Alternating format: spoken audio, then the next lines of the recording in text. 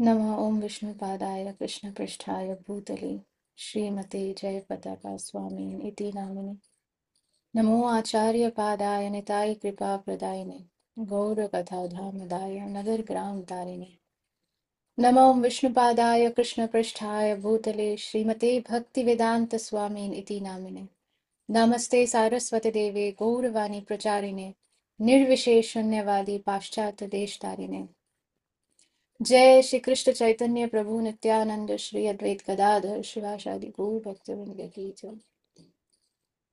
ओम अज्ञानतिमिरन्धस्य ज्ञानाञ्जनशलाकया चक्षुरुन्मीलितं येन तस्मै श्री गुरवे नमः।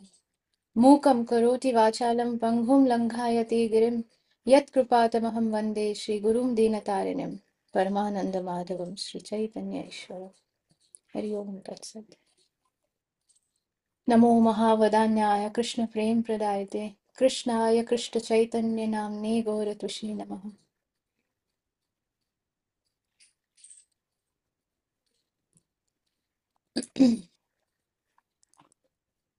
हरे कृष्णा कृष्ण कृष्णा हरे हरे हरे राम राम राम हरे हरे। हरे कृष्णा कृष्ण कृष्णा हरे हरे हरे राम राम राम हरे हरे। हरे कृष्णा कृष्णा कृष्णा हरे राम राम राम हरे हरे। আচ্ছা, এখন যে সবাই জয়েন করেনি, কিন্তু আমি জিজ্ঞেস করি যে আমাদের যে গীতা জয়ন্তীতে আমরা সব ভগবদ গীতার শ্লোক পড়লাম সবকিছু, তো আপনারা শ্লোকগুলো সব ইজিলি বুঝতে পেরেছিলেন তো? সংস্কৃতে যে শ্লোকগুলো আমরা হুড় হুড় করে পড়ে গেলাম, সেটা সবাই ইজিলি বুঝতে পেরেছিল? সংস্কৃত ল্যাঙ্গুয়েজটা ইটসেলফ কোনো ট্রান্সলেশন না পড়ে সব বোঝা যাচ্ছিল তো? অর্পিতা মাতাজি আর ইমন, যারা যারা ছিল আমার মনে নেই কারা ছিল।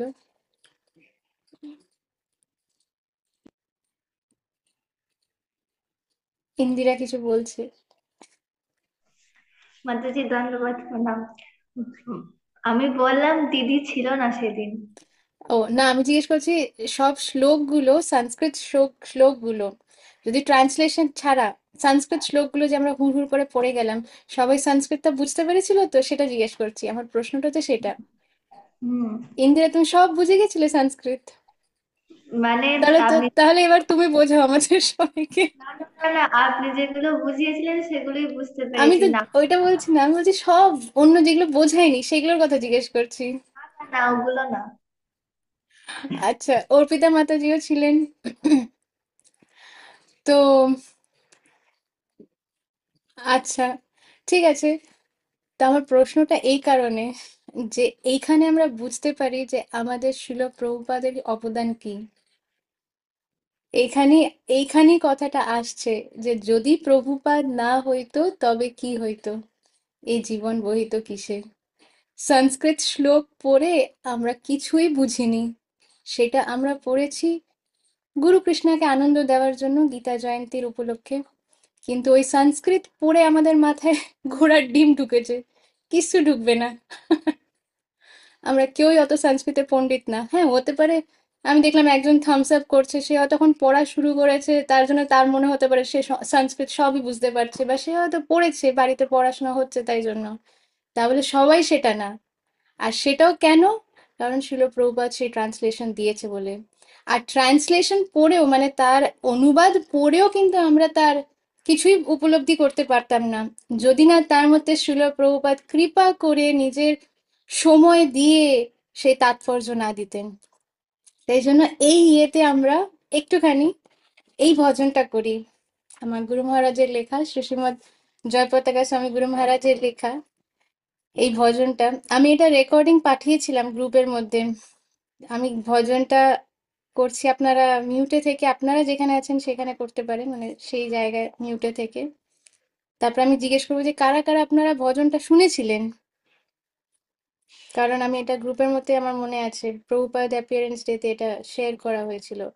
তারপর বোধহয় আবার ইমনও ওটাকে আবার রিশেয়ারও বোধহয় করেছিল, যদি আমি ভুল না বলে থাকি।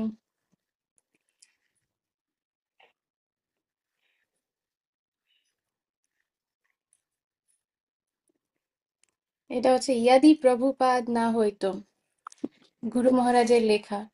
উনি, আমরা গুরু মহারাজেরও জীবনী পড়ছিলাম, সেখানে আপনারা সবাই শুনেছেন যে গুরু মহারাজ হচ্ছেন আমেরিকান বর্ন। আর উনি বাংলাতে এই গান লিখেছেন। শুধু এই একটা গান না, কত বাংলাতে কত বই লিখেছেন গুরু মহারাজ। আর যখন উনি বাংলাদেশ বা মানে আহ, উনি তো মায়াপুরি উনি থাকেন, উনি যখন বাংলাদেশে প্রচার করতে যান বা যখন উনি ওয়েস্ট বেঙ্গলে প্রচার করেন, তখন উনি বাংলাতেই ক্লাস নেন। ইনফ্যাক্ট যারা একেবারে মানে বাঙালি, অনেক সময় তারা হয়তো কোনো ওয়ার্ড, যদি তাদের কোনো ওয়ার্ডে আটকে যাচ্ছে, সেখানে গুরু মহারাজ তাদেরকে সেই ওয়ার্ডটা ধরিয়ে দিচ্ছে। এই হচ্ছে গুরু মহারাজ। তো ওনার লেখা শিল প্রভুপাদের জন্য এই গান। যদি প্রভুপাদ না হইতো, তবে কি হইতো, এ জীবন বহিত কিসে। যদি প্রভুপাদ না হইতো, তবে কি হইতো, এ জীবন বহিত কিসে। নিতাই গৌরের অপার করুণা, কে দিত সকল দেশে। এটা একদম বাংলাতে সিম্পল বাংলা ভাষায় লেখা। তা আশা করছি আপনারা সবাই এটার মধ্যে কোনো মানে বুঝতে অসুবিধা হচ্ছে না কিছু। প্রথম কথা বলছে, যদি প্রভুপাদ না হইতো, তবে কি হইতো, এ জীবন বহিত কিসে। কেমন করে এই জীবন আমরা মানে এই জীবনটা কিভাবে কাটাতাম, আর কিভাবে আমরা এই যে জড় জগতের যে যে জন্ম মৃত্যু জরা ব্যাধির যে সাইকেলটা, কিভাবে এটা পার করতাম, এই জীবন বহিত কিসে। নিতাই গৌরের অপার করুণা, কে দিত সকল দেশে। আপনাদের কথা আমি জানি না, আমি তো বাঙালি হয়ে প্রায় 20 বছর 21 বছর অবধি আমি গৌর নিতাই এটাই কখনো শুনিনি। কে যে গৌরাঙ্গ মহাপ্রভু, কে যে নিত্যানন্দ প্রভু, এই নামই আমার কোনোদিন শোনা হয়নি, বাঙালি পরিবারে জন্ম, বাঙালি হয়ে। তো এই হচ্ছে আমাদের অবস্থা, এই হচ্ছে আমাদের দেশের অবস্থা, এই হচ্ছে বাঙালিদের অবস্থা। সেখানে প্রভুপাদ দেশে বিদেশে গৌর নিতাই, নিতাই গৌরের অপার করুণা ছড়িয়ে দিয়েছেন। নিতাই গৌরের অপার করুণা, কে দিত সকল দেশে। তারপর গুরু মহারাজ বলছেন, পাশ্চাত্যের যত পাপী দুরাচারী, শূন্যবাদী মায়াবাদী। পাশ্চাত্য মানে হচ্ছে ফরেন ল্যান্ড। পাশ্চাত্যের যত পাপী দুরাচারী, পাপী কারণ তারা কোনো শাস্ত্রকে মানে না, শাস্ত্রের নিয়ম জানে না। দুরাচারী কারণ তারা যে শাস্ত্রের যে 4টে নিয়ম বলছে, যে মনুষ্য রূপে তাদেরকে আহ মানে যে হ্যাঁ ইনি একজন মনুষ্য, এটা এটা মানবার জন্য যে 4টে নিয়ম, সেই 4টে নিয়ম তারা মানতে পারে না। আরে তারা কি, আমরা নিজেরাই মানতে পারি না। তো সেইখানে পাশ্চাত্যের যত পাপী দুরাচারী, শূন্যবাদী মায়াবাদী। শূন্যবাদী মানে হচ্ছে যারা ভগবানকে বিশ্বাস করে না, আর মায়াবাদী হচ্ছে যারা বলে যে শিবও ভগবান, কালীও ভগবান, বা যারা বলে যে এই গাছও ভগবান, পাখিও ভগবান, হাওয়াও ভগবান, জলও ভগবান, এরকম। এগুলো সবই ভগবানের এনার্জি, কিন্তু তা বলে এইগুলো ভগবান না। ভগবান হচ্ছে ভগবানই, তার রূপ আছে, তার কোয়ালিটি, সবকিছু ভগবদ গীতায় কৃষ্ণ বলছে যে সে কিরকম। তা তারপরে তাদের উদ্ধার করিবারে মন, হেন কোন দয়ানিধি।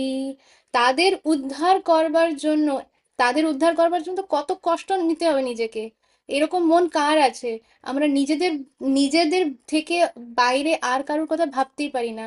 নিজেদের পর আমরা নিজেদের পরিবারের কথা ভাবলাম, তার বাইরে আমাদের জন্য অত সময়ও নেই। হ্যাঁ, একটু সময় দিতে পারলাম, তার থেকে বেশি কারোর কাছে কারোর সেই মনই নেই। সেই গুরু মহারাজ লিখছেন যে শিল প্রভুপাদ তাদের উদ্ধার করিবারে মন হেন কোন দয়ানিধি,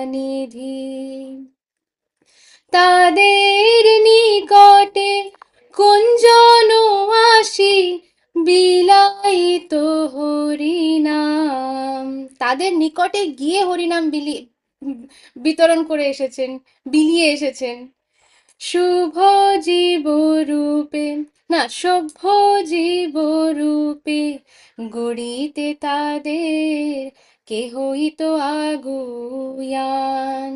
সভ্য জীব রূপে গড়িতে তাদের কে হতো আগুয়ান, কে সেই রেসপন্সিবিলিটি নেবে? এরকম যারা হিপ্পিজ হয়ে ঘুরে বেড়াচ্ছে, ওই নগ্ন অবস্থায় রাস্তায় ঘুরে বেড়াচ্ছে কুকুর বিড়ালের মতন, ড্রাগস নিচ্ছে, তারা ওরকম, আমরা ভারতের মধ্যে আমরা বাড়ির ভেতরে ওরকমই আছি। বাড়ির ভেতরে একই কাজ করছি, তারা বিদেশে বাইরে এক কাজ করছে। দেশে দেশে হরি বিগ্রহ সেবা আরতি রাত্রি দিনে, এরকম লোকজন যারা হাতে সিগারেট নিয়ে ঘুরছে, ড্রাগস নিয়ে ঘুরছে, তাদের হাতে কি আরতির প্লেট এখন থাকে, তাদের হাতে জপমালা দিয়েছে। রথ রথযাত্রা আদি মহোৎসব সব শিখাইত কোন জনে। তো সে শিল প্রভুপাদ কি করেছেন, দেশে বিদেশে আমি দেখেছি, আমি এমন এমন এমন এত এত কান্ট্রিজে যেখানে ছিলাম, আপনাদের বললে আপনারা তো বিশ্বাস করতে পারবেন না। তাদের ফেস্টিভ্যাল কিরকম হয়, একটা ফেস্টিভ্যাল হয় যেখানে মহিলা পুরুষ কি বাচ্চা কি বয়স্ক, তারা কেউ কোনো জামা কাপড় না পরে একসাথে রাস্তায় বেরোচ্ছে, নাচতে নাচতে যাচ্ছে। এই হচ্ছে তাদের ফেস্টিভ্যাল। এরকম, মানে তারা, মানে আদম মানুষ না শুয়োর কুকুর বিড়াল বোঝা মুশকিল, এরকম তাদের ফেস্টিভ্যাল, আর এইটাকে মনে করছে তারা বেশ বড় বড় ফেস্টিভ্যাল। সেখানে ছিল প্রভুপাদ গিয়ে কি করেছে, এরকম জনকে ধুতি কুর্তা তিলক কণ্ঠী শাড়ি, আর সেখানে তারা কি করছে, রথযাত্রা আদি মহোৎসব। এটা কে শিখিয়েছে? শিল প্রভুপাদ। আমরা নিজেদেরকে শেখাতে পারি না, নিজের পরিবারের একজনকে আমরা চেঞ্জ করতে পারি না, শিল প্রভুপাদ পুরো জগৎকে চেঞ্জ করে দিয়েছে। তো যাই হোক, এই গানটা অনেকটাই বড়, কিন্তু এই ভজনটা আবার শেয়ার করবো, আমি আবারও গ্রুপের মধ্যে শেয়ার করবো, আপনারা প্রত্যেকজনই ভজনটাকে খুব মন দিয়ে শুনবেন, এটা এভরি ওয়ার্ড মন দিয়ে শুনবেন, তাহলে আপনারা বুঝতে পারবেন যে আমরা কত কত ফরচুনেট। যে হতে পারে আমি যে ডিসক্রিপশন গুলো দিচ্ছি, হতে পারে আমরা একদম সেরকমই, যে সেটা না, কিন্তু তার মানে এরকমও না যে আমরাও যে খুব ভালো জায়গায় ছিলাম এতদিন, সেটাও না। আমরা তো এতই পাপ করে যাচ্ছিলাম, এখনো করে যাচ্ছি, বা যাই হোক। তো সেটার কারণে বলাই আছে যে গরুড় পুরাণে বলাই আছে যে কে কোন নরকে যাবে, কোন পাপের জন্য কাকে কোন নরকে যেতে হবে, আর কত কত কত মানে আহ, বছরের পর বছর তাকে সেই নরকের মধ্যে ভুগতে হবে, এগুলো তো বলাই আছে। সেইখান থেকে শিল প্রভুপাদ আমাদেরকে ঘাড় ধরে বের করে আমাদেরকে বাঁচিয়েছেন। তো আমরা যাতে এই শিল প্রভুপাদের, এটা কেন বলছি, যাতে আমরা বুঝতে পারি যে আমরা কত কত ফরচুনেট। না হলে এই যে ভগবত গীতা আমরা সেদিনকে শ্লোক পড়লাম, আমি এটাই ভাবছিলাম যে আমি এটা আজকে জিজ্ঞেস করবো, যে আমরা তো শ্লোকগুলো গড় গড় করে বলে গেলাম গীতা জয়ন্তীর ইয়েতে উপলক্ষে, কিন্তু কে বা কত কিছু বুঝেছে?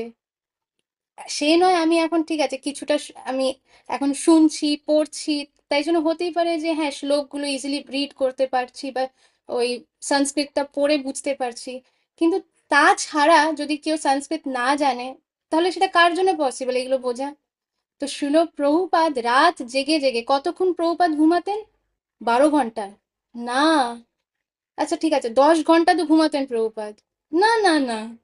তাহলে আপনারা সবাই কত ঘন্টা, আমরা কত ঘন্টা ঘুমাই? মিনিমাম 7 ঘন্টা তো ঘুমাতেই হবে না, 7 ঘন্টা না ঘুমালে তো শরীর খারাপ হয়ে যাবে, তাই না? তার মধ্যে আবার 70 ইয়ার্স, আমরা তো অত ইয়াং, মানে 10 ইয়ার্স, এখানে 10 ইয়ার্স আছে, 15 ইয়ার্স আছে, 16, 17, 40 ইয়ার্স। 7 ঘন্টা 6 ঘন্টা না ঘুমালে, 5 ঘন্টা না ঘুমালে তো মাথা ধরে যাবে। শিল প্রভুপাদ শুধু 2 ঘন্টা, মাত্র 2 আওয়ার্স শিল প্রভুপাদ ঘুমাতেন। কেন? এমন না যে ওনার পার্সোনাল কোনো কাজ ছিল, কোনো বিজনেস করছেন উনি, না, আমাদের জন্য। কন্টিনিউয়াসলি শ্রীমদ্ ভাগবতমের পারপোর্ট কে দেবে, শ্রীমদ্ ভাগবতমের ট্রান্সলেশন কে দেবে, ভগবদ গীতার ট্রান্সলেশন কে দেবে? আর ভগবদ গীতা ভাগবতম ছাড়ুন, কতজন আমরা পড়ি বা রোজ? তো এইগুলো যদি না পড়ি তাহলে তো কেউ কিছু বুঝবি না। সেই জন্য প্রভুপাদ আরো অন্য কত বই লিখেছেন। শুধু কি বই লিখতেন না, উনি আম, কত কত মানে যে মোস্ট লার্নেড যারা স্কলার, সোশিয়োলজিস্ট, ফিজিওলজিস্ট, সাইকাইট্রিস্ট, প্রফেসর্স, মানে ডিনস, কলেজের যারা বড় বড় ডিনস, শুধু ইন্ডিয়াতে না, বিদেশে, যেখানে প্রিন্সটন ইউনিভার্সিটি, যেখানে কাউকে এন্ট্রি দেয় না, সেখানে তারা প্রভুপাদকে ইনভাইট করতেন। এরকম এরকম জায়গা, এখানে অর্ধেক জন হয়তো আমরা প্রিন্সটন ইউনিভার্সিটির নাম, মানে নাম শুনে ভাবছি হা, প্রিন্সটন, মানে সেখানে এন্ট্রি পাওয়া ইম্পসিবল। এরকম জায়গার থেকে শিল প্রভুপাদকে ইনভাইট করতেন এগুলো শোনার জন্য, কারণ প্রভুপাদ ছাড়া কেউ তাদের এটা দিতে পারেনি। তো আর তাদের সাথে ইন্টারভিউ হতো, কতজন এসে প্রভুপাদের সাথে ডিবেট করতেন, তারা নিজেদের শাস্ত্র নিয়ে, বাইবেল নিয়ে ইয়ে করতেন, যে আমাদের বাইবেলে তো এটা লেখা আছে, আপনি বলছেন গৌমাতার হত্যা করা উচিত না, তো এটার প্রুফ কি? শিলা প্রভুপাদ এমন প্রুফ দিতেন, মানে পুরো খণ্ডন করে দিতেন, তাদের মুখ বন্ধ হয়ে যেত। মুসলিমসরা এসে তাদের সাথে শিল প্রভুপাদের সাথে ডিবেট করতে আসতেন, যে আমাদের কোরআনে এটা বলছে, শিল প্রভুপাদ তাদের কোরআন তাদেরকে বুঝিয়ে দিতেন, তাদের মুখ বন্ধ হয়ে যেত। এই হচ্ছে আমাদের শিল প্রভুপাদ। কোনো সাধারণ কোনো মানুষের জন্য এটা সম্ভব না। তা আমরা যাতে এইটা বুঝতে পারি যে আমরা কার সারেন্ডার পেয়েছি, শিল প্রভুপাদ যদি আমাদেরকে না সিলেক্ট করতো, আমরা কেউ আজকে এখানে এই জড়ো হতে পারতাম না। শিল প্রভুপাদের বিশেষ কৃপার জন্য আজকে আমরা এখানে এসে শুনতে পারছি এই কথাগুলো। তাই জন্য এভরি ডে যেন আমরা শিল প্রভুপাদকে গ্র্যাটিটিউড জানাতে পারি। এভরি ডে শিল প্রভুপাদকে যেন বলতে পারি, প্রভুপাদ থ্যাংক ইউ, আর প্রভুপাদ আমাদেরকে প্রোটেক্ট করুন, আপনি আমাদের রক্ষা করুন, আর আপনাকে আমরা থ্যাংক ইউ জানাচ্ছি। এই দুটো লাইন এভরি ডে শিল প্রভুপাদকে বলতে হবে। তো আমরা এইখান থেকে আমরা স্টার্ট করি আমাদের রিডিং শিল প্রভুপাদের দেওয়া ভগবদ গীতা অ্যাজ ইট ইজ।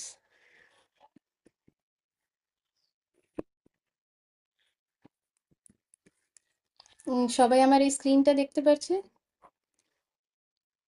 ঠিক আছে। তো আমরা এই জায়গাটাতে ছিলাম।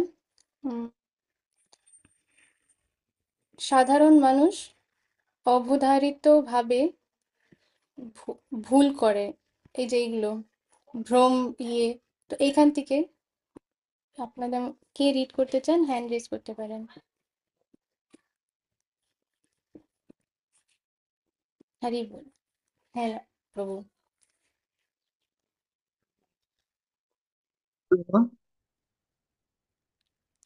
হরে কৃষ্ণ। হ্যালো।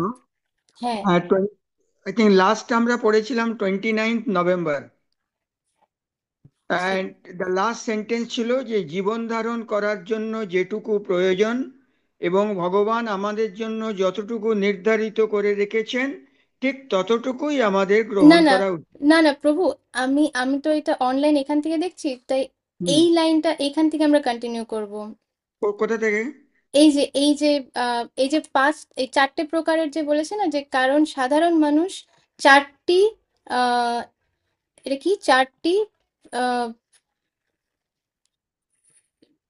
মানে ফোর ডিফেক্টস অফ হিউম্যান, ইয়ে বা আমাদের আমাদের মধ্যে যে ফোর ডিফেক্টস, সেই জায়গা থেকে ভ্রম, ঠিক আছে। প্রমাণ, প্রমাদ, বিপ্রলিপ্পা, বিপ- বিপ্র, ভ্রম, প্রমাদ, বিপ্রলিপ্সা এবং হ্যাঁ করোনা, করোনা পাটব।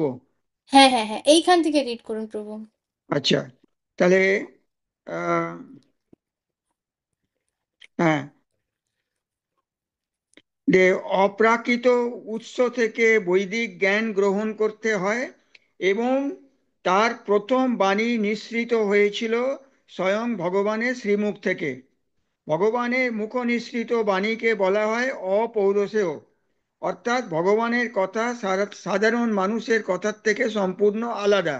কারণ সাধারণ মানুষ চারটি ত্রুটির দ্বারা কলুষিত: 1 নম্বর ভ্রম, 2 নম্বর প্রমাদ, 3 নম্বর বিপ্রলিপ্সা, চার নম্বর 4 নম্বর করোনা পাটব। হুম, ভ্রম, সাধারণ মানুষ অবধারিতভাবে ভুল করে। প্রমাদ, সে মায়ার দ্বারা আচ্ছন্ন। বিপ্রলিপ্সা, সে অন্যকে প্রতারণা করতে চেষ্টা করে, এবং এবং করোনা পাটব, সে তার ত্রুটিপূর্ণ ইন্দ্রিয়ের দ্বারা সীমিত। এই সমস্ত ত্রুটি থাকার ফলে মানুষ সর্বপরিব্যাপ্ত পরম জ্ঞান প্রদান করতে অক্ষম। হুম। বৈদিক জ্ঞান এই ধরনের ত্রুটিপূর্ণ জীবেদের দ্বারা প্রদত্ত হয়নি। প্রথম সৃষ্ট জীব ব্রহ্মার হৃদয়ে ভগবান সর্বপ্রথমে এই জ্ঞান প্রদান করেন। তারপর ব্রহ্মা যেভাবে পরমেশ্বরের কাছ থেকে এই জ্ঞান পেয়েছিলেন, ঠিক সেইভাবেই তার সন্তান ও শিষ্যদের মধ্যে তা বিতরণ করেন। ভগবান হচ্ছেন পূর্ণম, জড় প্রকৃতির নিয়মের দ্বারা তার কখনোই প্রভাবিত হবার সম্ভাবনা নেই। তাই যথেষ্ট বুদ্ধিমত্তা সম্পন্ন মানুষেরা বুঝতে পারেন যে ভগবানই আদি স্রষ্টা। ব্রহ্মাকে তিনিই সৃষ্টি করেছেন এবং তিনিই এই বিশ্ব ব্রহ্মাণ্ডের সমস্ত কিছুর ভোক্তা। ভগবদ গীতার একাদশ অধ্যায়ে ভগবানকে প্রপিতামহ বলে বর্ণনা করা হয়েছে, কারণ তিনি পিতামহ ব্রহ্মারও পিতা। এইভাবে সর্বত্রই আমরা দেখতে পাই যে ভগবান সবকিছুরই স্রষ্টা। তাই আমাদের কখনোই মনে করা উচিত নয় আমরা কোনো কিছুর মালিক। মালিক কেবল তিনি, যিনি সবকিছু সৃষ্টি করেছেন। জীবন ধারণ করার জন্য যতটুকু প্রয়োজন এবং ভগবান আমাদের জন্য যতটুকু নির্ধারিত করে রেখেছেন, ঠিক ততটুকুই আমাদের গ্রহণ করা উচিত। আমাদের জন্য ভগবান যতটুকু নির্ধারিত করে রেখেছেন তা সদ্ব্যবহার করার জন্য অনেক সুন্দর সুন্দর উদাহরণ আছে। ভগবদ্গীতা তো এর ব্যাখ্যা করা হয়েছে। কুরুক্ষেত্রের যুদ্ধের প্রারম্ভে অর্জুন স্থির করেন যে তিনি যুদ্ধ করবেন না। এটি ছিল তার নিজের সিদ্ধান্ত। অর্জুন পরমেশ্বর ভগবানকে বলেন যে সেই যুদ্ধে নিজের আত্মীয় পরিজনদের হত্যা করে রাজভোগ করা তার পক্ষে সম্ভব নয়। দেহাত্ম বুদ্ধির ফলে তিনি এই সিদ্ধান্ত নিয়েছিলেন। তিনি মনে করেছিলেন যে তার প্রকৃত স্বরূপ হচ্ছে তার দেহ, এবং তার দেহ সম্পর্কিত আত্মীয় পরিজন, ভ্রাতা, ভ্রাতুষ্পুত্র, ভগ্নিপতি, পিতামহ প্রভৃতিকে তিনি তার আপনজন বলে মনে করেছিলেন। তাই তিনি দেহের দাবিগুলি মেটাতে চেয়েছিলেন। তার এই ভ্রান্ত দৃষ্টিভঙ্গি পরিবর্তন করার জন্যেই ভগবান ভগবদ্গীতার দিব্য জ্ঞান তাকে দান করেন, এবং অবশেষে অর্জুন ভগবানের নির্দেশনায় যুদ্ধ করতে স্বীকৃত হন। তখন তিনি বলেন, করিষ্যে বচনং তব, তুমি যা বলবে তাই আমি করব। তুমি যা বলবে আমি তাই করব। প্রভু, আপনি আগে রিড করুন। এত ভালো আপনি রিড করছেন যে আমার মনে হচ্ছে আমি শুনতেই থাকি। আমি কন্টিনিউ করব। আচ্ছা, আমি একটা শুধু পয়েন্ট এখানে, এখানে যে বলা হচ্ছে যে অর্জুন তখন নিজের নিজে যেটা ভেবেছে সেটা করতে চাইছিল, হুম। যে এটা নিজের ইচ্ছে। আমরা বলি না আমার ইচ্ছে, আমার ইচ্ছে হচ্ছে এটা করার, বা আমি এটা করতে চাই। ওই যে আমি যেটা, সেখানেই গন্ডগোলটা হয়ে যায়। তো হুম। এইটা ওই জায়গাটা পয়েন্ট আউট করছে যে অর্জুন নিজের ইচ্ছেতে বলেছিল যে আমি লড়াই করব না, আমি আমার হুম। আমার এই পরিবারের লোকজনকে মারতে পারবো না। আর সেটার জন্য সে অনেক আর্গুম কি বলে, আর্গুমেন্ট না মানে স্টেটমেন্টস দেয়। আমরা যখন ভগবদ গীতা পড়বো তখন আপনারাও দেখবেন প্রত্যেকটা কথা যেটা অর্জুন বলছে শুনে মনে হবে যে একদম তো ঠিক কথাই বলছে, ঠিক কথা, ঠিক কথা, ঠিক কথা। তারপর কিভাবে কৃষ্ণ সেই এক একটা কথাকে একদম মানে সেই তলোয়ার দিয়ে একদম কেটে দেয়, ভুল, ভুল, ভুল। তো এটা আমরা তখন দেখবো। প্রভু, কন্টিনিউ কারণ করুন। হ্যাঁ, কারণ তো অর্জুন যা বলেছিলেন, everything related to the body, hmm. Not correct. Related to the soul. একদম। এই পৃথিবীতে মানুষ কুকুর বেড়ালের মতো ঝগড়া করে দিন কাটাবার জন্যে আসেনি। তাকে তার বুদ্ধিমত্তা দিয়ে মানব জীবনের যথার্থ উদ্দেশ্য সম্বন্ধে সচেতন হতে হবে, এবং সাধারণ পশুর মতো ক্রিয়াকলাপ বর্জন করতে হবে। সমস্ত বৈদিক শাস্ত্রে মানব জীবনের যথার্থ উদ্দেশ্য সম্বন্ধে প্রদত্ত নির্দেশ মানুষের উপলব্ধি করা উচিত।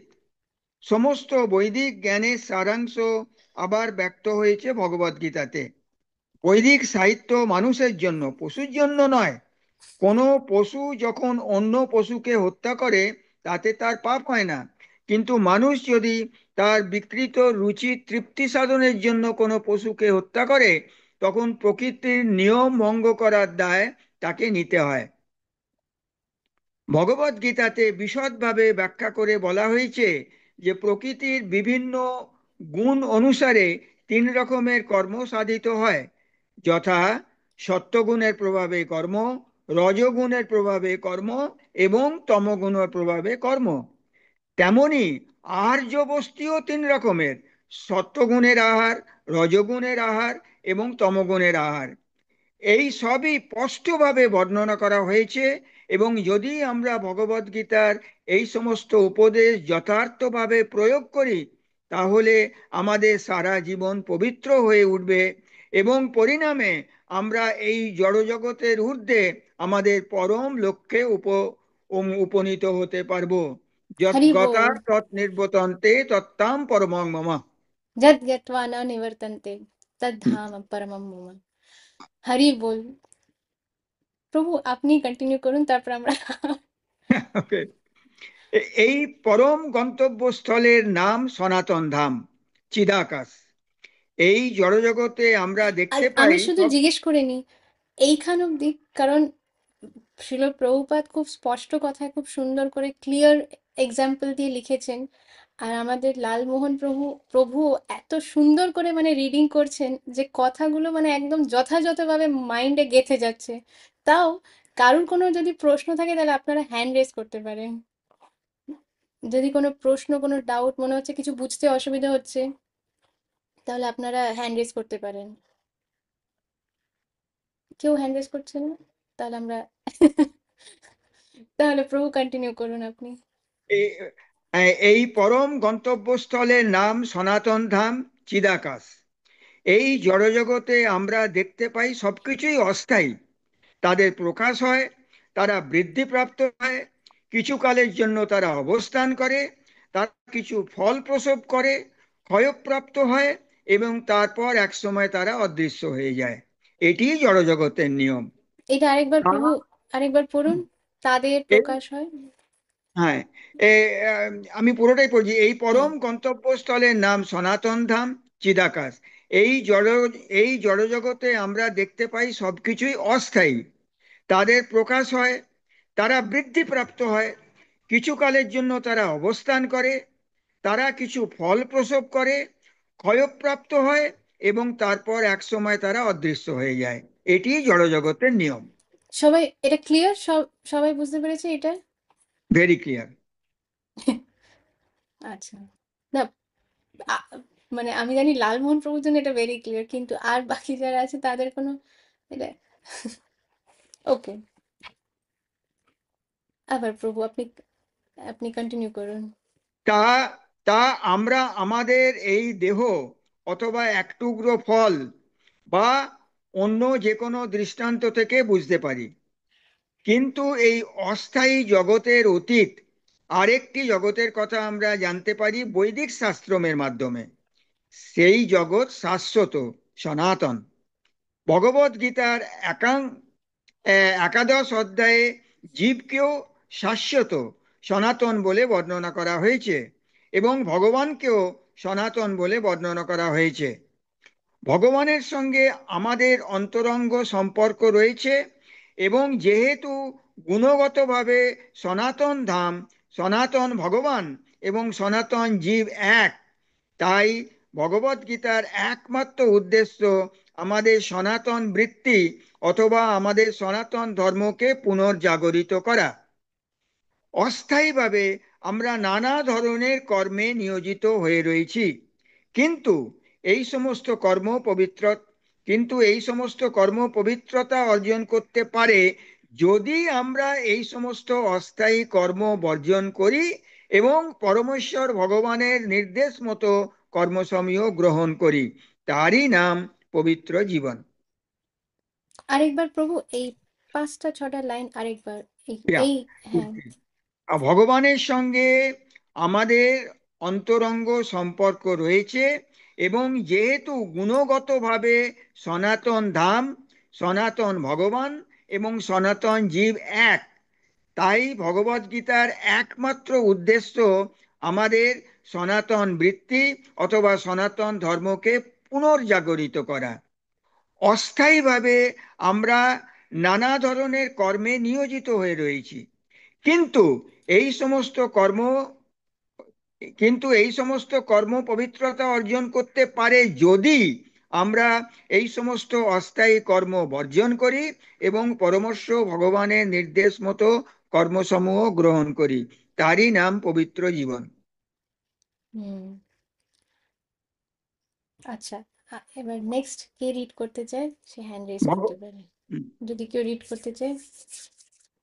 আমরা আজকে রিডিংটাতে ফোকাস করছি কারণ এইগুলো আমার মনে হচ্ছে এর আগে আমরা এটা নিয়ে ডিসকাস করেছি, আবার খুব ক্লিয়ারলি প্রভুপাদ এখানে বলছেনও, তাই জন্য আমি আর কিছু মাঝখানে ইন্টারাপ্ট করছি না।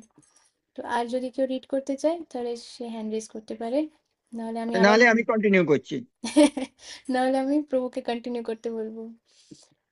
এই, আচ্ছা, মাতাজি কি হ্যান্ড রথিকা মাতাজি কি হ্যান্ড রেজ করেছিলেন? হ্যান্ড রেজ করে আবার নামিয়ে দিলেন। আপনি রিড করতে পারেন মাতাজি। হুম, তা আমরা প্রভুর কাছে আবার পরে ফিরে যাব। আপনাকে আনমিউট করতে হবে। আনমিউট করে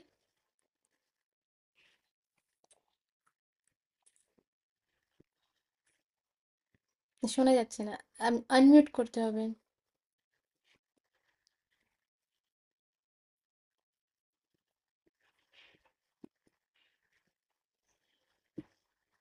হ্যাঁ, প্রভুপাদ বলছে যে তমালকে ওখানে বসতেই হবে, তমাল চলে গেলে হবে না। হ্যাঁ, জেঠু এসে জেঠুকে চা করে দিচ্ছে। আচ্ছা আচ্ছা, পড়ুন মাতাজি। প্রণাম মাতাজি, দণ্ডবাদ হুম, প্রণাম। ধন্যবাদ প্রণাম। ভগবানও ও তার দিব্যমান ভগবান ও তার দিব্য ধাম উভয়ই সনাতন, জীবও সনাতন। জীব যখন তার সনাতন প্র- প্রবৃত্তিকে জাগিয়ে তুলে সনাতন ধামে ভগবানের সান্নিধ্যে আসে, তখনই তার জীবন সার্থক হয়ে ওঠে। যেহেতু সমস্ত জীব পরমেশ্বরই সন্তান, সেই কারণে তাদের সকলকেই প্রতি তিনি পরম করুণাময়। ভগবান শ্রীকৃষ্ণ ভগবদ্গীতাতে 14/4 বলেছেন, সর্বযোগীশেনু কৌস্তেন মূর্তয়ং স্তম্ভবন্তি যাং তাসাং ব্রহ্ম মদর্য যোগিনী রহং বীজপ্রদং পিতা। হে কৃন্তীয়, সমস্ত জনিতে যে সমস্ত দেহ উৎপন্ন হয় ব্রহ্মরূপা প্রকৃতিতে তাদের জননী এবং আমি বীজ প্রদানকারী পিতা। অবশ্যই বিভিন্ন কর্ম অনুসারে সব রকমের জীব রয়েছে, কিন্তু এখানে ভগবান বলেছেন যে তিনি সকলেরই পিতা। তাই এই পৃথিবীতে ভগবান অবতরণ করেন এই সমস্ত পতিত বৃদ্ধ জীবাত্মাদের উদ্ধার করবার জন্যে, যাতে তারা তাদের শাশ্বত সনাতন অবস্থা ফিরে পেয়ে ভগবানের সঙ্গে চিরন্তন সঙ্গ লাভ করে এবং সনাতন শাশ্বত চিদাকাশে আবার অধিষ্ঠিত হতে পারে। ভগবান স্বয়ং বিভিন্ন অবতার রূপে অবতরণ করেন। কখনো বা তিনি তার বিশ্বস্ত অনুচরকে অথবা তার প্রিয় সন্তানকে পাঠান, কখনো বা তার অনুগামী ভৃত্যকে বা আচার্যকে পাঠান বদ্ধ জীবাত্মাদের উদ্ধার করবার জন্যে। তাই সনাতন ধর্ম বলতে কোনো সাম্প্রদায়িক ধর্মপদ্ধতিকে বোঝায় না। এটি হচ্ছে পরম শাশ্বত ভগবানের সঙ্গে সম্বন্ধযুক্ত নিত্য শাশ্বত জীব সকলের নিত্য ধর্ম। আগেই বলা হয়েছে, সনাতন ধর্ম হচ্ছে জীবের নিত্য ধর্ম। শ্রীপাদ রা- রামুজি রামানুজাচার্য। রামানুজাচার্য সনাতন শব্দটির ব্যাখ্যা করে বলেছেন, যার কোনো শুরু নেই এবং শেষ নেই। তাই যখন আমরা সনাতন ধর্মের কথা বলি, শ্রীপাদ রামানুচার্যের নির্দেশ অনুসারে আমাদের মনে রাখতে হবে যে এই ধর্মের আদি নেই এবং অন্ত নেই। হুম। বর্তমান জগতে ধর্ম বলতে আমরা সাধারণত বুঝি সনাতন ধর্ম, ঠিক তা নয়। ধর্ম বলতে সাধারণত কোনো বিশ্বাসকে বোঝায়, এবং এই বিশ্বাসের পরিবর্তন হতে পারে। কোনো বিশেষ পন্থার প্রতি কারো বিশ্বাস থাকতে পারে, এবং সে এই বিশ্বাসের পরিবর্তন করে অন্য কিছু গ্রহণ করতেও পারে। কিন্তু সনাতন ধর্ম বলতে সেই রকম কার্যকলাপকে বোঝায় যা পরিবর্তন হতে পারে না। যেমন জল থেকে তার তরলতা কখনো বাদ দেওয়া যায় না। আগুন থেকে যেমন তাপ ও আলোককে বাদ দেওয়া যায় না। কখনো সনাতন বৃত্তি জীবের থেকে আলাদা করা যায় না। জীবের সঙ্গে তার সনাতন ধর্ম ওতপ্রোতভাবে জড়িয়ে আছে। সুতরাং যখন আমরা সনাতন ধর্মের কথা বলি, তখন শ্রীপাদ রামানুচার্যের প্রামাণ্য ভাষ্য মেনে নিতে হবে যে এর কোনো আদি অন্ত নেই। হ্যাঁ, যার কোনো আদি অন্ত আমরা নেই। আচ্ছা। এইখানটায় আমরা এই জায়গাটায় এখন অনেক ডিপ জিনিস চলে এসছে তো। আচ্ছা। এখানে শুধু প্রভুপাদ বোঝাচ্ছেন। আ- অনেক ধন্যবাদ মাতাজি। আ- আর আপনাকে আরো অনেক স্পেশাল ধন্যবাদ যে বাড়িতে গেস্ট এসেছেন কিন্তু তাও আপনি ক্লাসে আছেন। তার জন্য আপনাকে না আরো না, অনেক বেশি ধন্যবাদ গেস্ট মাতাজি। নয়, গেস্ট নয়। আচ্ছা, আমার ভাসুর, ওটা আমার ভাসুর এখানে থাকেন না, চুঁচুড়ায় থাকেন।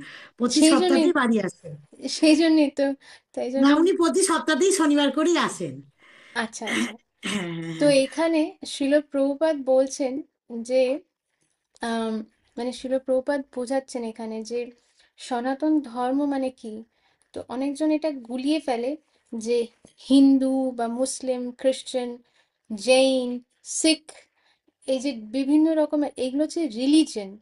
আর স- এই যে সনাতন ধর্মের কথা হচ্ছে, সেটা হচ্ছে সনাতন ধর্ম বলতে যে আমাদের ভগবানের সাথে আমাদের রিলেশন কি, উম, আর আলটিমেট আমাদের গোলটা কি, মানে ভগবত প্রেম, ভগবানকে ভালোবাসা। এইটা হচ্ছে সব ধর্মের সার। সেটাই হচ্ছে আমাদের এই সনাতন ধর্ম। ধর্ম হচ্ছে, এইটাই হচ্ছে মানে ধর্ম, যে আমরা হচ্ছি সবাই ভগবানের অংশ। আর আমাদের নিত্য ধর্ম হচ্ছে ভগবানের সেবা করা। এটা শুধু আমরা হিন্দু বলে যে আমরা করছি তা না, এইটাই হচ্ছে সবার ধর্ম। তাই জন্য এটাকে বলা হচ্ছে সনাতন ধর্ম। যত মনুষ্য জনিতে যতজন আছে, সে বিদেশি হোক, স্বদেশী হোক, এদেশি হোক, ওদেশি হোক, এতে কিছু ম্যাটার করে না।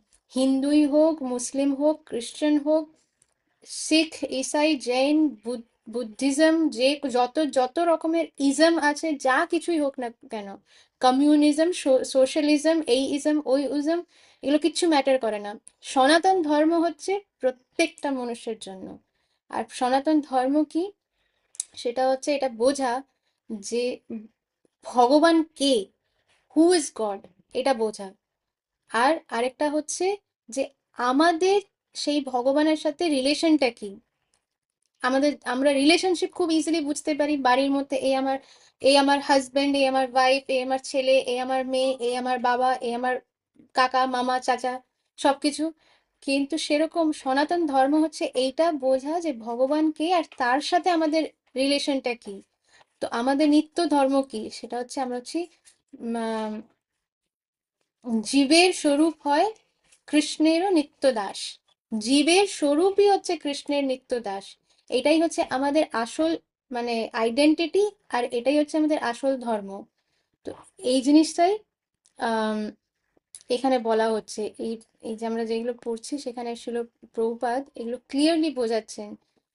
তারপর এখানে প্রভুপাদ এটাও বলছেন যে আহ, যেমন জল থেকে তার তরলতা, মানে এবার স- প্রত্যেকটা জীবের একটা, প্রত্যেকটা জিনিসের একটা কোয়ালিটি কোয়ালিটি আছে। যেরকম আগুনের কোয়ালিটি কি বা আগুনের ধর্ম কি।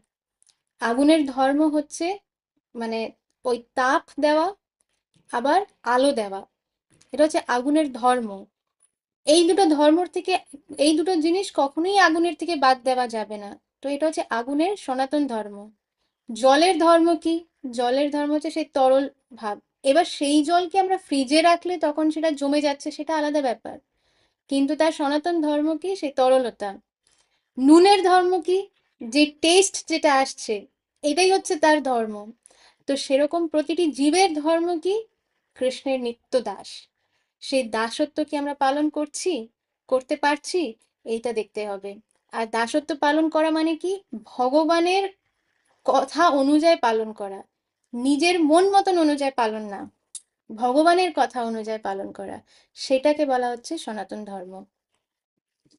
হুম, যার কোনো আদি নেই, কোনো অন্ত নেই, সেই ধর্ম কখনোই আহ সাম্প্রদিক সাম সাম সাম্প্রদায় আচ্ছা ঠিক আছে, সাম্প্রদায়িক হতে পারে না। আচ্ছা ঠিক আছে, নেক্সট কেউ রিড করতে চায় তাহলে সে হ্যান্ড রেজ করতে পারে। আমি আর তো কাউকে দেখছি না হ্যান্ড রেজ করছে। আচ্ছা, ইন্দিরা হ্যান্ড রেজ করেছে। হুম। এই ধর্ম সমস্ত জীবের ধর্ম, তাই তাকে কখনোই কোনো সীমার মধ্যে সীমিত রাখা যায় না। একে কোনো সম্প্রদায়ের মধ্যে বদ্ধ রাখাও চলে না। কিন্তু তবুও কিছু সাম্প্রদায়িক লোক মনে করে যে সনাতন ধর্ম একটি সাম্প্রদায়িক ধর্ম, হুম, কিন্তু এটি এইটাই হচ্ছে তাদের প্রবলেম। এটা হচ্ছে প্রবলেম যে যখন আমরা বলি আমরা সনাতন ধর্মী, সনাতনী, তখন তারা মনে করে যে আচ্ছা এইটাও হচ্ছে কোনো একটা সাম্প্রদায়িক ধর্ম, মানে কোনো একটা পার্টিকুলার কাস্ট বা কোনো একটা পার্টিকুলার রিজনকে নিয়ে কোনো একটা ধর্ম। কিন্তু সেটা না, এখানে এটা বোঝানো হচ্ছে যে সনাতন ধর্ম কিন্তু তা না। সনাতন ধর্ম মানে হচ্ছে এটা সবার, মনুষ্য জনিতে যারা এসেছে তাদের ধর্ম, সেটাকে বলা হচ্ছে সনাতন ধর্ম। কিন্তু এটি তাদের দৃষ্টিভঙ্গির সংকীর্ণতা ও বিকৃত বুদ্ধিজাত অন্ধতার প্রকাশ। আমরা যখন আধুনিক বিজ্ঞানের পরিপ্রেক্ষিতে সনাতন ধর্মের যথার্থতা বিশ্লেষণ করি, তখন দেখি যে এই ধর্ম পৃথিবীর প্রতিটি মানুষের ধর্ম। শুধু তাই নয়, এই ধর্ম সমগ্র বিশ্ব ব্রহ্মাণ্ডের প্রতিটি জীবের ধর্ম। হুম, এটা শুধু অসনাতন মনুষ্যের ধর্ম ধর্ম না, এটা শুধু মনুষ্যের ধর্ম না, প্রতিটি জীবের ধর্ম বলা হচ্ছে। প্রতিটি জীব জীবের স্বরূপ হয়, বলা হয়নি যে মনুষ্যের স্বরূপ বা মনুষ্য মনুষ্য জনিতে যারা তাদের স্বরূপ বলা হয়নি। জীবের স্বরূপ মানে যত জীবাত্মা আছে তাদের প্রত্যেকের, কারণ আমরা তো শরীর না, আমরা তো দেহ না, আমরা আত্মাটা তো, আত্মা তো প্রত্যেকটা শরীরের ভেতরে আছে। তাই প্রত্যেকটা জীবের স্বরূপ হচ্ছে কৃষ্ণের দাস। তো সনাতন ধর্ম হচ্ছে প্রত্যেকটি জীবের জন্য। হুম, অসনাতন। অসনাতন ধর্মবিশ্বাসের সূত্র অসনাতন ধর্মবিশ্বাসের সূত্রপাতের ইতিহাস পৃথিবীর ইতিহাসের বর্ষপঞ্জিতে লেখা থাকতে পারে, কিন্তু সনাতন ধর্মের সূত্রপাতের কোনো ইতিহাস নেই। কারণ সনাতন ধর্ম সনাতন জীবের সঙ্গে অঙ্গাঙ্গিভাবে যুক্ত থেকে চিরকালই বর্তমান। জীব সম্বন্ধেও শাস্ত্রে বলা হয়েছে যে সে জন্ম মৃত্যুর অতীত। ভগবত গীতাতে বলা হয়েছে যে জীবের জন্ম নেই, মৃত্যু নেই, সে শাশ্বত ও অবিনশ্বর, এবং তার দেহের মৃত্যু হলেও তার কখনোই মৃত্যু হয় না। তার দেহের মৃত্যু হলেও তার কখনোই মৃত্যু হয় না। সনাতন ধর্ম বলতে যে ধর্ম বোঝায় তা আমাদের বুঝতে হবে ধর্ম কথাটির সংস্কৃত অর্থের মাধ্যমে। ধর্ম বলতে বোঝায় যা অপরিহার্য অঙ্গরূপে কোনো কিছুর সঙ্গে অঙ্গাঙ্গিভাবে জড়িত থাকে। যেমন তাপ ও আলোক, এই দুটি গুণ আগুনের সঙ্গে অঙ্গাঙ্গিভাবে জড়িত। তাপ ও আলোক ছাড়া আগুনের কোনো রকম প্রকাশ হতে পারে না। তেমনি জীবের অপরিহার্য অঙ্গ কি? জীবের অস্তিত্বের প্রকাশ কিভাবে হয়? তার নিত্য সঙ্গী রূপে যা তার সঙ্গে চিরকাল বিদ্যমান তা কি? তার এই নিত্য সঙ্গী হচ্ছে তার শাশ্বত গুণ বিশিষ্ট, এবং এই শাশ্বত গুণ বিশিষ্ট সরি তার এই নিত্য সঙ্গী হচ্ছে তার শাশ্বত গুণ বৈশিষ্ট্য, এবং এই শাশ্বত গুণ বৈশিষ্ট্যই হচ্ছে তার সনাতন ধর্ম। সনাতন গোস্বামী যখন শ্রী চৈতন্য মহাপ্রভুকে জীবের স্বরূপ সম্বন্ধে জিজ্ঞাসা করেন, তখন শ্রী চৈতন্য মহাপ্রভু বলেন, জীবের স্বরূপ হয় কৃষ্ণের নিত্য দাস। পরম পুরুষোত্তম ভগবানের নিত্য দাসত্বই হচ্ছে জীবের স্বরূপ বৈশিষ্ট্য। শ্রী মহাপ্রভুর এই উক্তির বিশ্লেষণ যদি আমরা করি, তাহলে আমরা সহজেই বুঝতে পারি যে প্রতিটি জীবই সর্বক্ষণ কারো না কারো সেবায় ব্যস্ত। এভাবে অপরের সেবা করার মাধ্যমেই জীব জীবনকে উপভোগ করে। নিচু স্তরের পশুরা ভৃত্য যেভাবে নিচু স্তরের পশুরা ভৃত্য যেভাবে প্রভুর সেবা করে, ঠিক সেভাবে মানুষের সেবা করে। মানুষের ক্ষেত্রেও আমরা দেখতে পাই যে খ প্রভুকে ক সেবা করে, গ প্রভুকে খ সেবা করে, আর গ সেবা করে ঘ প্রভুকে। এভাবেই সকলেই কারো না কারো দাসত্ব করে চলেছে। এই পরিবেশে আমরা দেখতে পাই বন্ধু বন্ধুর সেবা করে, মা সন্তানের সেবা করে, স্ত্রী স্বামীর সেবা করে, স্বামী স্ত্রীর সেবা করে ইত্যাদি। এভাবে খোঁজ করলে দেখা যাবে যে জিতকুলের সমাজে সেবামূলক কাজের কোনো অন্যথা নেই। রাজনীতিবিদেরা জনগণের কাছে তাদের নানা প্রতিশ্রুতি শুনিয়ে তাদের সেবার ক্ষমতা বোঝাবার চেষ্টা করে থাকে। আচ্ছা, এই এই আগের পার্টটা একটুখানি আমরা ইয়ে করি, যে এখানে এত ক্লিয়ারলি শিল প্রভুপাদ সুন্দর করে বুঝিয়েছেন যে আহ জীবের তো স্বরূপ হচ্ছে নিত্য কৃষ্ণ দাস, কিন্তু আমরা কৃষ্ণকে, কৃষ্ণ ভুলিয়া জীব ভোগ বাঞ্ছা করে, নিকটস্থ মায়াতারে ঝাপটিয়া ধরে। তো আমরা এখন কৃষ্ণের মানে সেবা না করে আমরা মায়ার সেবা করতে লেগেছি। মায়ার সেবা মানে কি? মানে আমরা এখন এই যে শিল প্রভুপাদ বোঝালেন যে একটা ওয়াইফ নিজের হাজবেন্ডের সেবা করছে, হাজবেন্ড নিজের ওয়াইফের সেবা করছে, মা তার সন্তানদের সেবা করছে, কোনো বন্ধু আরেক বন্ধুর সেবা করছে, যে অফিসে চাকরি করছে সে নিজের বসের সেবা করছে। সেই বস যদি বলে যে আমার রিপোর্ট কালকেই দরকার, তাহলে এই যে সার্ভেন্ট, যে মানে যে চাকরি করছে, সে নিজের রাতের ঘুম হারিয়ে সারা রাত জেগে সেই রিপোর্ট তৈরি করে পরের দিন বস চেয়েছে, সেই রিপোর্ট দিই তো দিল, তারপরে সে সেই রাত না ঘুমানোর জন্য তার পরের দিন শরীর খারাপ হয়ে গেল, সেটা কেউ কেয়ার করে না। কিন্তু সে নিজের কিছু মানে কি বলে অল্পক্ষণের আনন্দের জন্য, যে এইটা করলে আমি প্রমোশন পাবো, প্রমোশন পেলে আরো বেশি টাকা পাবো, আরো বেশি টাকা পেলে ও ফুর্তি করতে পারবো, মজা করতে পারবো, তো সেই লোভে এই যে এটা করা, সেটাতে কি হচ্ছে, মায়ার সেবা আর কিছুই না। সে কি কৃষ্ণার সেবার জন্য করছে যে না আমি আরেকটু যে টাকাটা পাবো সেটা দিয়ে বৈষ্ণব সেবা করব, ভগবানের ইন্ডিয়া ট্রাইবাল কেয়ারে দেবো, ভগবত গীতা বিতরণ করব, বা আমি শ্রীমদ্ ভাগবতম কিনবো, এই কারণে কি আরেকটু টাকা রোজগার করছে? না, এই কারণে করছে না। করার কারণটা হচ্ছে যে আরেকটু টাকা পেলে পরে ফ্যামিলিকে নিয়ে একটুখানি আউটিং এ যাব, কোথাও ঘুরতে যাব, বেড়াতে যাব, কোনো একটা ভালো রেস্টুরেন্টে খাবো, বা একটা ভালো জামা কাপড় কিনবো, এই সব। তো এইটাই হচ্ছে মায়ার সেবা। যখন আমরা ভগবানকে ভুলে গিয়ে কৃষ্ণ বাহির্মুখ হয়ে যাই আমরা, মানে কৃষ্ণ এইদিকে দাঁড়িয়ে আছে, আমরা অন্যদিকে মুখ করে, কারণ কৃষ্ণের দিকে তাকাতে চাই না। আমরা নিজেদের ভাবছি যে নিজের সেবা করছি, আসলে আমরা মায়ার সেবা করছি। আর মায়া দেবী আমাদের যে কোনো মুহূর্তে পদম পদম ইয়ত বিবতাম, যে কোনো মুহূর্তে এমন একটা চড় মারবে যে আমরা একেবারে ঘুরে যাব, আমাদের সব ফুর্তি বেরিয়ে যাবে। এই হচ্ছে মায়ার, এই হচ্ছে মায়ার কোয়ালিটি। মায়া দেবী হচ্ছে এইরকম ডেঞ্জারাস একেবারে। তো তো তাই জন্য কৃষ্ণ ভুলিয়া জীব ভোগ বাঞ্ছা করে, নিকটস্থ মায়া তারে ঝাপটিয়া ধরে। তো তো আশা করছি এইটা প্রভুপাদ তো খুব ক্লিয়ারলি সুন্দর করে বুঝিয়েছেন, আমি জাস্ট এডিশন এইটুকু বললাম। আচ্ছা, ইন্দিরা তুমি কন্টিনিউ করতে চাও, তাহলে করতে পারো। মা এ, করুক এবার। মহাপুরুষ।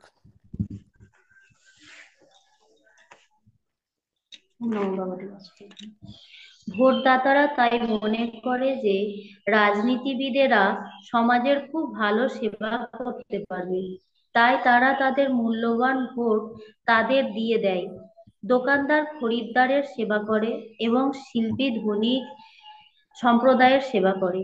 ধনিক সম্প্রদায় তাদের পরিবারের সেবা করে এবং পরিবারের প্রতিটি সদস্য নিত্য জীবের নিত্য সামর্থ্য অনুযায়ী রাষ্ট্র ও সমাজের সেবা করে। এভাবে আমরা দেখতে পাই যে কোনো জীবই অপর কোনো জীবের সেবা না করে থাকতে পারে না।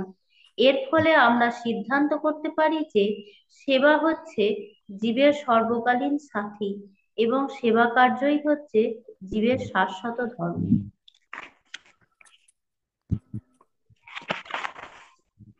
তবুও মানুষ দেশ কাল পাত্র অনুসারে হিন্দু মুসলমান খ্রিস্টান বৌদ্ধ ইত্যাদির ভিন্ন ভিন্ন বিশ্বাসের সঙ্গে নিজেদের যুক্ত করার ফলে ভিন্ন ভিন্ন ধর্মাবলম্বী হয়ে পড়ে। এই ধরনের ধর্মবিশ্বাস কখনোই সনাতন ধর্ম নয়।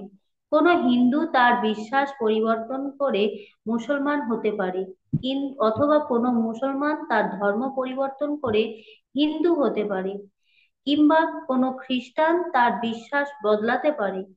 কিন্তু এই ধর্ম বিশ্বাসের পরিবর্তন হলেও অপরকে সেবা করার যে শাশ্বত প্রবৃত্তি মানুষের আছে তার কোনো পরিবর্তন হয় না। হিন্দু মুসলমান বৌদ্ধ খ্রিস্টান যে কোনো ধর্মাবলম্বী হোক না কেন, মানুষ প্রতিনিয়তই অপরের সেবা করে চলেছে। তাই যে কোনো ধর্ম বিশ্বাসকে অবলম্বন করা এবং সনাতন ধর্মাচরণ করার অর্থ এক নয়। সেবা করাই হচ্ছে সনাতন ধর্ম। বাস্তবিকই ভগবানের সঙ্গে আমাদের সম্পর্ক হচ্ছে সেবা করার সম্পর্ক। পরমেশ্বর হচ্ছেন পরম ভোক্তা এবং আমরা জীবেরা হচ্ছি তাঁর সেবক।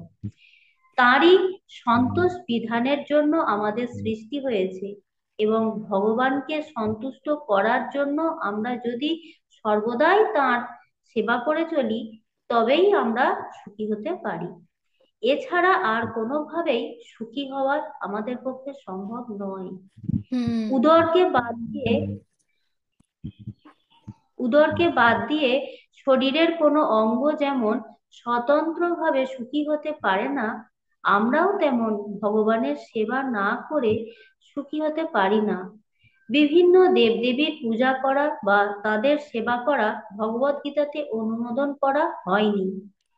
সপ্তম অধ্যায়ের আচ্ছা, বিংশতি শ্লোকে এই বলা হয়েছে, মাতাজি, এই যে এই জায়গাটা একটুখানি আরেকবার পড়ুন তো, যে আগের এ এ ছাড়া আর কোনোভাবেই সুখী হওয়া আমাদের পক্ষে অসম এ কি সম্ভব নয়।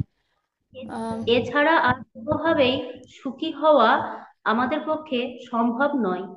উদরকে বাদ দিয়ে শরীরের কোনো অঙ্গ যেমন স্বতন্ত্রভাবে সুখী হতে পারে না, এখানে আমরাও আমার এই জায়গাটাতে একটা মহাপ্রভু একটা কথা বলছেন, এটা মহাপ্রভুর ওয়ার্ডস। হ্যাঁ, মানে মহাপ্রভু কে? মহাপ্রভু হচ্ছে কৃষ্ণ। কৃষ্ণ স্বয়ং নিজে কৃষ্ণ মহাপ্রভু রূপে আবির্ভূত হয়েছেন। তো উনি একটা জায়গায় বলছেন যে আমি বিনা বন্ধু আর কে আছে তোমার। আম, কি জানো এটা? হ্যাঁ, তোমারে লইতে আমি হইনু অবতার, আমি বিনা বন্ধু আর কে আছে তোমার। তো এখানে মহাপ্রভু বলছেন যে তোমারে লইতে আমি হইনু অবতার। মহাপ্রভু টাইম পাস করতে আসেনি যে আমি একটু গিয়ে একটু ভক্তের রূপে ঘুরে বেড়াই, একটু হরিনাম বিলিয়ে আসি একটু। না, এই জন্য আসেনি। এখানে মহাপ্রভু স্পষ্টভাবে বলছে যে আমি কেন আবির্ভূত হয়েছি। আরে তোমরা বদ্ধ জীব হয়ে এখানে মানে জন্ম মৃত্যু জরা ব্যাধি, জন্ম মৃত্যু জরা ব্যাধি এই নিয়ে চলছো। কখনো নিজের মৃত্যু হচ্ছে, তুমি নিজের আত্মারা শরীর থেকে বেরিয়ে যাচ্ছে, তখন দেখছো যে ও মা, আমার পরিবারগুলো কি কান্নাকাটি করছে। আবার যদি একেবারে যাচ্ছাতাই লোক হয়, তাহলে পরে মরার পরে আত্মাটা দেখছে যে ও মা, পরিবারের লোকগুলো বলছে ভালোই হয়েছে মরেছে, কি জ্বালিয়ে গেছে। হ্যাঁ, তো দুটো দেখেই তো আত্মা কষ্ট পাচ্ছে। তখন কি হচ্ছে, আত্মা জড়িয়ে যাচ্ছে, আর তখন যেহেতু সে অ্যাটাচড, তখন সেই আত্মাকে আরেকটা দেহ নিতে হচ্ছে। কেমন ভাবে হতে পারে? সেই বাড়ির মধ্যে একটা পোকা হয়ে ঘুরে বেড়াচ্ছে। হ্যাঁ, সেই পোকা হয়ে বাথরুমের মধ্যে আমরা দেখি না কত ছোট ছোট পোকা, হয়তো তার মধ্যে একটা জন্ম আমাদের নিতে হচ্ছে। তারপর আবার সেই পোকার জন্ম শেষ হলো, তো তখন সেই পোকার থেকে আরেকটা কেঁচোর জন্ম পেলাম, কেঁচোর থেকে আরেকটা হয়তো আরশোলার জন্ম পেলাম, আরশোলা থেকে আরেকটা কেঁচো, এই করতে করতে করতে তারপরে আবার সেই 84 লক্ষ ইয়ে শেষ হলে তখন সেই মনুষ্য জন্ম। তো এরকম ভাবে আমাদের চলছে তো চলছে তো চলছে। আবার মনুষ্য জন্মে আমরা জন্ম যখন পাচ্ছি, মনুষ্য শরীরে আমরা ভাবছি যে বাহ, আমরা তো মানে যা ইচ্ছে করতে পারি। ঠিক আছে, মনুষ্য শরীর না, তখন আমাদের মনে হয় যে এটাই হচ্ছে আমাদের আলটিমেট, একটাই জীবন আছে, মানে খাও পিও মজ করো, এটাই আমাদের মানসিকতা। কিন্তু বুঝতে পারছি না যে আরে খাও পিও মজ করো না, যত খাবে পিবে যত মজ করবে, তারপরে আবার সেটা ভুগতে হবে। মানে যত মজা তত হিন্দিতে ওয়ার্ডটা আছে সাজা। তো সেটা তো, কিন্তু সেটা কেউ বুঝতে পারছে না। তো এখানে মহাপ্রভু বলছে যে তোমারে লইতে আমি হইনু অবতার, আমি আবির্ভূত হয়েছি, আমি অবতারিত অবতারিত হয়েছি শুধু তোমাকে নিয়ে যেতে। আর তারপরে কি বলছেন? আমি বিনা বন্ধু আর কে আছে তোমার। আমার এখানে মানে একজন খুব চেনা, খুবই চেনা একজন মাতাজি। তো আম, সে বলছে যে মানে তার হাজবেন্ড, তাকে হসপিটালে অ্যাডমিট করতে হয়েছে, আর মানে খুব শরীর খারাপ। তো আর সেই হসপিটালই তার দিদির একজন হাজবেন্ড বা তার দিদির শ্বশুর এরকম কেউ সে ওইখানে মানে ইনচার্জ বা সেই হসপিটালে সে এমপ্লয়, মানে সেও ডক্টর বা কিছু একটা, যাই হোক। আর এতদিন তারা একদম ভালোভাবে কন্ট্যাক্টে আর বলেছিল যে না না তোমরা এই হসপিটাল তাকে অ্যাডমিট করো, যা লাগবে আমরা হেল্প করে দেবো, সবকিছু করে দেবো। কিন্তু যখন এই মাতাজির হাজবেন্ডকে অ্যাডমিট করা হয় তখন কিছু একটা চিকিৎসাতে ভুল হয়ে যায়। আর সেই কারণে মাতাজির হাজবেন্ডের মানে যেই প্রবলেম নিয়ে গেছিল সেটার থেকে আরো উল্টো, আরো মানে ডেঞ্জারাস একটা সিচুয়েশন হয়ে দাঁড়ায়। তো এইটা যখন তাদেরকে জানানো হয় তখন তারা বলে যে না না আমাদের হসপিটালে এরকম হতেই পারে না, এটা সম্ভবই না তো তখন তারা কেউ সামনে এসে দাঁড়ায়নি। তো আমরা মনে করতে পারি যে আমাদের ফ্যামিলি মেম্বার্স আছে, আমাদের ফ্রেন্ডস আছে, বন্ধুরা আছে যারা সাহায্য করবে, এ না করলে ও তো করবেই, ওরা কেউ না করলে আমার ছেলে তো আছে, আমার আমার মেয়ে তো আছে, বা সন্তান হিসেবে আমরা ভাবতে পারি আমার বাবা মা তো আছে, এরা আমাকে না সাপোর্ট করলো আমার বাবা মা ডেফিনেটলি আমাকে সাপোর্ট করবে। কিন্তু আসলে না, হতে পারে যে হ্যাঁ অনেকজনই সাপোর্ট করতে চায়, এটাও হতে পারে যে সাপোর্ট, এমন না যে সবাই একরকম, কিন্তু এরম হতেই পারে যে দরকারের সময় আমি একাই আছি, কেউ হেল্প করতে চাইলেও তারা সেখানে পৌঁছতে পারলো না। তাই জন্যই মহাপ্রভু বলছে যে শুধু একজনই তোমার সাথে সবসময় আছে তোমার বন্ধু রূপে, সেটাকে মহাপ্রভু। আমি বিনা বন্ধু আর কে আছে তোমার। তো যতক্ষণ আমরা এটা বুঝবো না যে আমার বাবা মা ছেলে মেয়ে হাজবেন্ড ওয়াইফ আর কে রিলেটিভস যাই, কাকা মামা মামি মেশো পিসি পিসাম যা হোক না কেন, শ্বশুর শাশুড়ি, এনিবডি, বন্ধু, দুনিয়ার যতজনকে আমরা ভাবতে পারি, এরা কেউ থাকবে না। আর যখন মৃত্যু আসবে তখন এরা কেউ বাঁচাতে পারবে না, কেউ কাউকে ধরে রাখতে পারবে না। যখন মৃত্যু আসবে যমদূতরা এসে আত্মাটাকে এরকম ধরে টেনে বের করে নিয়ে যাবে, টেনে বের করে নিয়ে গিয়ে নরকের মধ্যে তাদের শুরু হয়ে যাবে, তাদেরকে সাফারিং করানো। আমরা এই শরীরের মধ্যে ভাবতে পারি যে আরে একটাই জীবন, আনন্দ করব, এই খাবো না তাহলে কি হয় নাকি, আমরা এইগুলো না খেলে কি আমাদের চলবে নাকি, আরে বাচ্চাকে এটা না খাওয়ালে প্রোটিন পাবে কোথার থেকে, প্রোটিন সব এই জন্মে পেলো, হয়তো পেলো কি পেলো না জানি না, কিন্তু সেই প্রোটিন গুলো নরকে গিয়ে সেই সন্তানকে করতে হবে, বের করতে হবে। তো সেই জন্য প্রত্যেকটা জিনিস, ইভেন যদি কেউ সবজি খাচ্ছে, প্রত্যেকটা জিনিস ভগবানকে নিবেদন করা উচিত। এভরিথিং, কি খাচ্ছি, কি দেখছি, কি করছি, কি ভাবছি, প্রত্যেকটা জিনিস ভগবানের কাছে নিবেদন করা উচিত, প্রত্যেকটা জিনিস। কারণ আমাদের একটা ভাবনা আমাদের জীবনকে বাঁচাতে পারে, একটা থট আমাদেরকে নষ্ট করে দিতে পারে, আমাদের জীবনের সবকিছু মানে শেষ করে দিতে পারে একটা থট, মানে আমাদের চিন্তা ধারণার কথা বলছি। তাই জন্য প্রত্যেকটা জিনিস যখন আমরা ভগবানকে নিবেদন করব, তার মানে কি আমরা প্রত্যেক মুহূর্তে ভগবানকে মনে করছি। যখন আমরা ভগবানকে মনে করছি, ভগবান তো শাশ্বত, ভগবান তো সচ্চিদানন্দ। মাইন্ডের মধ্যে যদি আমরা ভাবি কোকা কোলা, আমাদের হাতে কোকা কোলা চলে আসে না। মাইন্ডের মধ্যে যদি আমি ভাবি আম, আম খাবো, হাতে আম চলে আসে না। কিন্তু মাইন্ডে যদি আমরা ভাবি হরে কৃষ্ণা, সত্যি করেই রাধা রানী আর কৃষ্ণা সেখানে প্রেজেন্ট হয়ে যায়। এটা আলাদা ব্যাপার যে আমরা আমাদের এই চোখ দিয়ে তাদের দেখতে পারছি না, কিন্তু তার মানে তারা প্রেজেন্ট না সেটা না, তারা ডেফিনেটলি প্রেজেন্ট। এই জন্যই হরে কৃষ্ণ মহামন্ত্র জপ করতে বলা হয়, কারণ আমরা তো মুহূর্তে মুহূর্তে অনেক রকম কিছু করছি। আর পদম পদম ইয়াত বিপদাম, প্রত্যেক পদে পদে আমাদের বিপদ লেখা আছে। এই পদে হতে পারে বা ওই পদে হতে পারে, কিন্তু প্রত্যেকটি পদে কিছু না কিছু বিপদ লেখা আছে। সেখান থেকে আমাদের শুধু এই হরিনাম বাঁচাতে পারে, শুধু কৃষ্ণ কথা বাজাতে পারে, শুধু কৃষ্ণ আমাদের বাঁচাতে পারে, মহাপ্রভু বাঁচাতে পারেন। তাই জন্য প্রত্যেক মুহূর্তে ভগবানকে মনে করা, প্রত্যেক মুহূর্তে যা কিছু করছি ভগবানকে নিবেদন করা। তো তাই জন্য আমার এটা পড়তে পড়তে হঠাৎ মনে পড়লো যে আম, এই ঘটনাটাও মনে পড়লো, কারণ যেহেতু এটা দুদিন আগেই ঘটেছে, তখন আমি এটা যখন এই মাতাজি যখন বলছিল আমাকে যে যারা এত দিন ধরে আমাকে বলে গেছে তোমরা অন্য কোনো হসপিটালে ভর্তি করো না, আমাদের হসপিটালেই ভর্তি করো, আমরা সব দেখে নেব, তারা সামনেই এসে দাঁড়ায়নি। ঠিক আছে, তো আমরা ভাবতে পারি যে তার পরিবারের লোক এরকম, আমার পরিবারের লোক এরকম করবে না। এইখানেই আমরা মার খেয়ে যাচ্ছি, এখানেই আমরা মায়ার জালে ফেসে গেছি, কারণ আমরা মনে করছি ও মরেছে, আমি মরবো না। এখানেই ভুল। আম, যুধিষ্ঠির মহারাজকে আম, না, যুধিষ্ঠির মহারাজ যমরাজকে জিজ্ঞেস করেছেন যে আপনার কোন জিনিসে, আমি যুধিষ্ঠির মহারাজ যমরাজকে জিজ্ঞেস করেছি না, ওটা হয়তো, ওটা ঠিক আমি শিওর না কে কাকে জিজ্ঞেস করেছে, এটা আমার এক্সাক্ট এখন ইয়ে হচ্ছে না, কিন্তু প্রশ্নটা ছিল যে আম, কোন জিনিসে আপনার সব থেকে মানে মনে হয় যে দুনিয়ার মধ্যে সব থেকে বিচিত্র জিনিস বা আশ্চর্যজনক জিনিস এরম, তখন আমার মনে হয় যমরাজই ছিলেন, যমরাজকে জিজ্ঞেস করা হয়েছে, তখন যমরাজ বলছেন যে কি জানি, আহানি আহানি জমালয় গচ্ছন্তি, মানে মানে অহরই মানে প্রত্যেক মুহূর্তে মুহূর্তে কেউ না কেউ জমালয়ে যাচ্ছে, কিন্তু তাও তার পরিবারের লোক ভাবছে যে সে যাচ্ছে, আমি যাব না। যমরাজ বলছেন যে আমার সব থেকে বেশি এটাই আশ্চর্য লাগে দেখে, যে মুহূর্তে মুহূর্তে প্রত্যেকজন জমালয়ে যাচ্ছে, কিন্তু তার পরিবারের লোক ভাবছে সে গেছে, আমি যাব না। এইটাই হচ্ছে মায়ার, মায়া কত পাওয়ারফুল, আমরা দেখছি চোখ দিয়ে কিন্তু আমরা বিশ্বাস করতে পারছি না। এইটা হচ্ছে মায়ার, মায়ার খেল। তো যতক্ষণ আমরা কৃষ্ণ বহির্মুখ হয়ে থাকবো, ততক্ষণ আমরা এই মায়া জালে বদ্ধ হয়ে থাকবো, ততক্ষণ আমাদের চলতেই থাকবে। একটা কেন, আমরা কোটি কোটি আরো জন্ম নেব আর এসে একই জিনিস করতে থাকবো। তো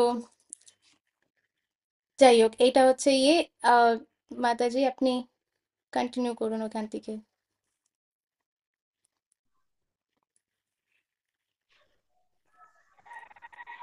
উদরকে বাদ দিয়ে শরীরের কোনো অঙ্গ যেমন স্বতন্ত্রভাবে সুখী হতে পারে না, আমরাও তেমন ভগবানের সেবা না করে সুখী হতে পারি না। বিভিন্ন দেবদেবীর পূজা করা বা তাঁদের সেবা করা ভগবদ্গীতাতে অনুমোদন করা হয়নি।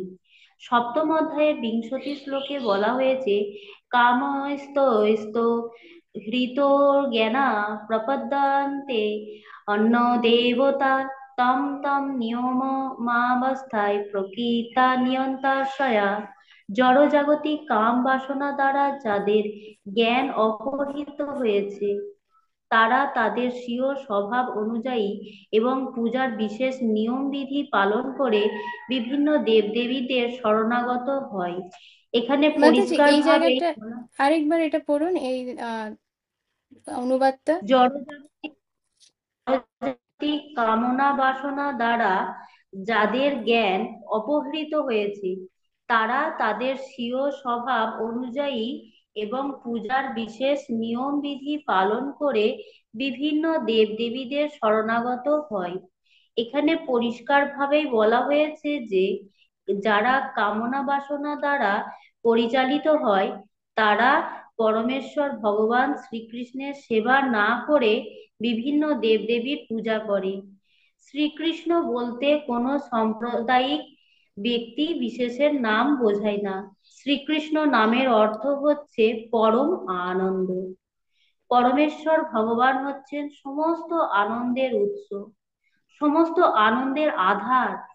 আমরা সকলেই আনন্দের অভিলাষী, আনন্দময় অভ্যাসাত। বেদান্ত সূত্র 1:1-12। ভগবানের অংশ হবার ফলে জীব চৈতন্যময় এবং তাই সে সর্বদাই আনন্দের অনুসন্ধান করে। ভগবান সদানন্দময়, তিনি সমস্ত আনন্দের আধার।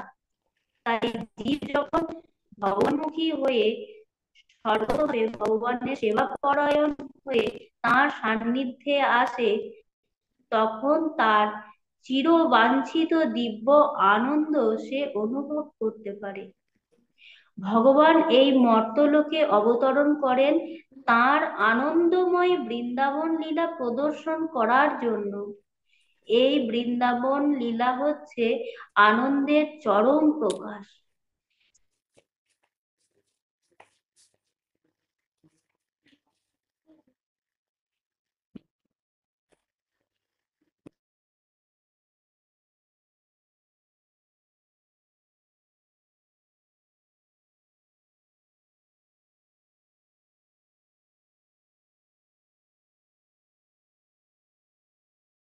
এসব কিছুর তার পাদপদ্মে আত্মসমর্পণই যে শ্রেষ্ঠ সমর্পণ, এবং বিভিন্ন দেবদেব পূজা করাটা যে নিতান্ত নিষ্প্রয়োজন, তা প্রতিপন্ন জন্য তিনি তার পিতা নন্দ মহারাজকেও ইন্দ্রের পূজা করা থেকে নিরস্ত করেন, কারণ তিনি প্রতিপন্ন করতে চেয়েছিলেন যে অন্য কোনো দেবদেবীর পূজা করবার কোনো দরকার নেই মানুষের।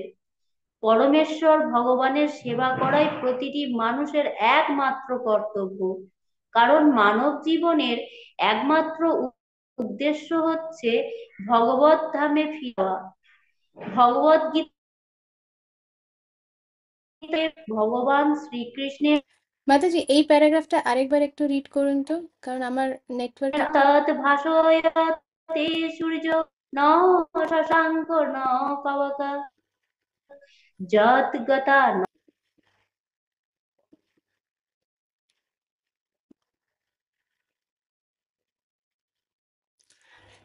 মাতাজি আপনি বোধহয়, হ্যাঁ,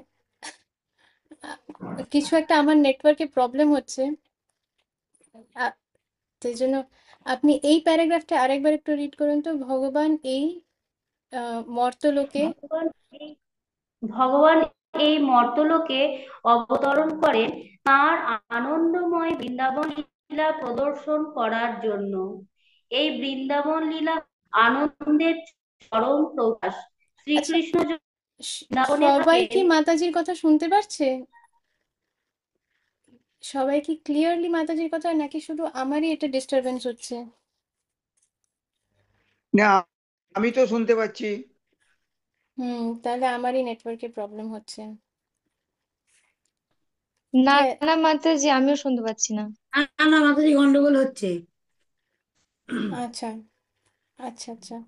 আহ, উম, ঠিক আছে তাহলে, আরেকজন এবার আরেকজনকেও রিড করো এখন, তারপর আমরা আবার পরে ফিরে আসবো। না, আমারও নেটওয়ার্কে একটু প্রবলেম হচ্ছে।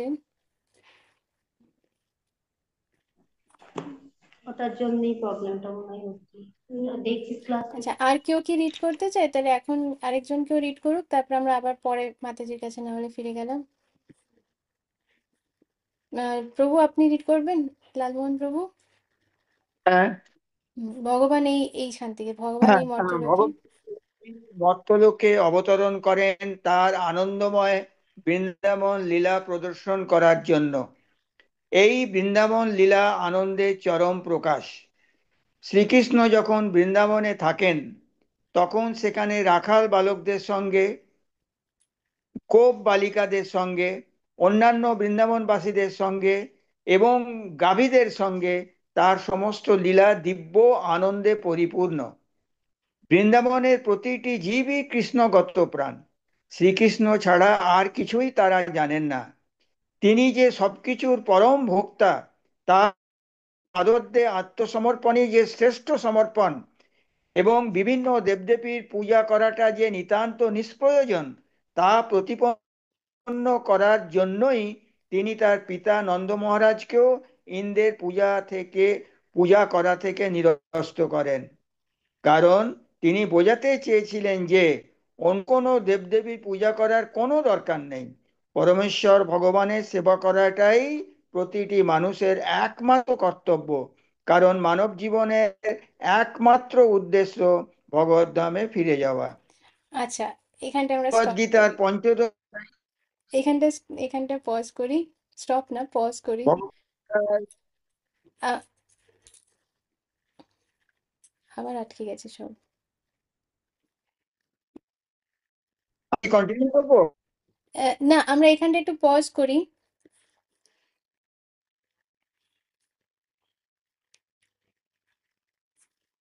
হুম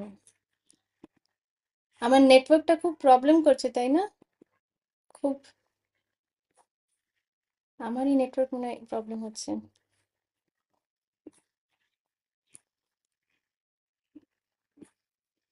আমার কথা কি শোনা যাচ্ছে? সবাই কি আমার কথা শুনতে পারছে, নাকি কিছুই শোনা যাচ্ছে না? না মাতাজি। আচ্ছা তো শুনতে পাচ্ছি। আচ্ছা আচ্ছা। আমি বলছি যে এখানটা আমরা পজ করি। এই বৃন্দাবনের এই যে লীলা, সেটাই হচ্ছে মানে চরম আনন্দের লীলা প্রকাশ। এটা দিয়ে আমার একটা ঘটনা মনে পড়ে গেছে।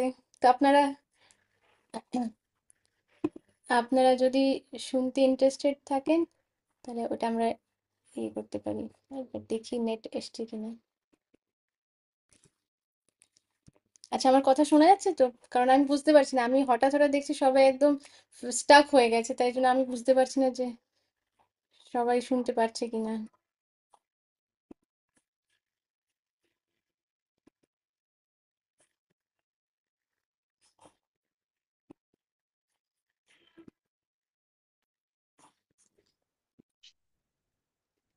হুম, আমার আজকে নেটওয়ার্কটা খুবই জ্বালাচ্ছে। আদি ভৌতিক, আদি ভৌতিক এটা ইয়ে ক্লেশ।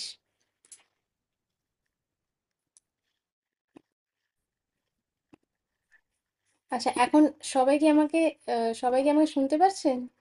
আমার কথা শোনা যাচ্ছে?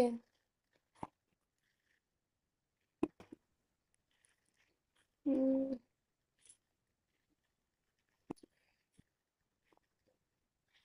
হ্যাঁ, এবার এবার একটুখানি ইয়ে হয়েছে। আমাকে একটা মিনিট দিন, আমি নেটওয়ার্কটা চেক করে আসি যে কি প্রবলেম হচ্ছে। তো আমি ভাবছিলাম যে ওইটা শেয়ার করি, যে লিঙ্কটাও শেয়ার করি। তো এখানে আম, বৃন্দাবন লীলার কথা বলা হচ্ছে। তো এটা এমন না যে কোনো 1000 বছর আগের কথা বা কোনো অন্য যুগের কথা, 100 বছর আগের কথা না, কিছু বছর আগের কথা। আর আম, যেই আমাকে এটা শেয়ার করেছেন, মানে যিনি শেয়ার করেছেন, ওনার সামনে ঘটেছে, মানে ওনার ওনার সাথে যিনি আরেকজন ভক্ত, তার সাথে এটা মানে ঘটনা ঘটেছে। তো কে বৃন্দাবন, আনতে যাচ্ছে? উম, যারা মানে প্রসাদ ভুজি, আরে উম, কেউ একজন মাঝখানে কথা বলছে, আমি একটুখানি সবাইকে হুম। তো আম, তো আমরা আমরা মানে ইসকনে আমরা তো সবাই ভগবানকে নিবেদন করে প্রসাদ পাই। তো ইসকনে আমাদের আচার্য শিল প্রভুপাদ উনি যেটা শিখিয়েছেন আমরা সেইভাবেই এটা করি, কারণ আমরা তো আর আমাদের মধ্যে তো ব্রজবাসীদের মতন ভালোবাসা নেই।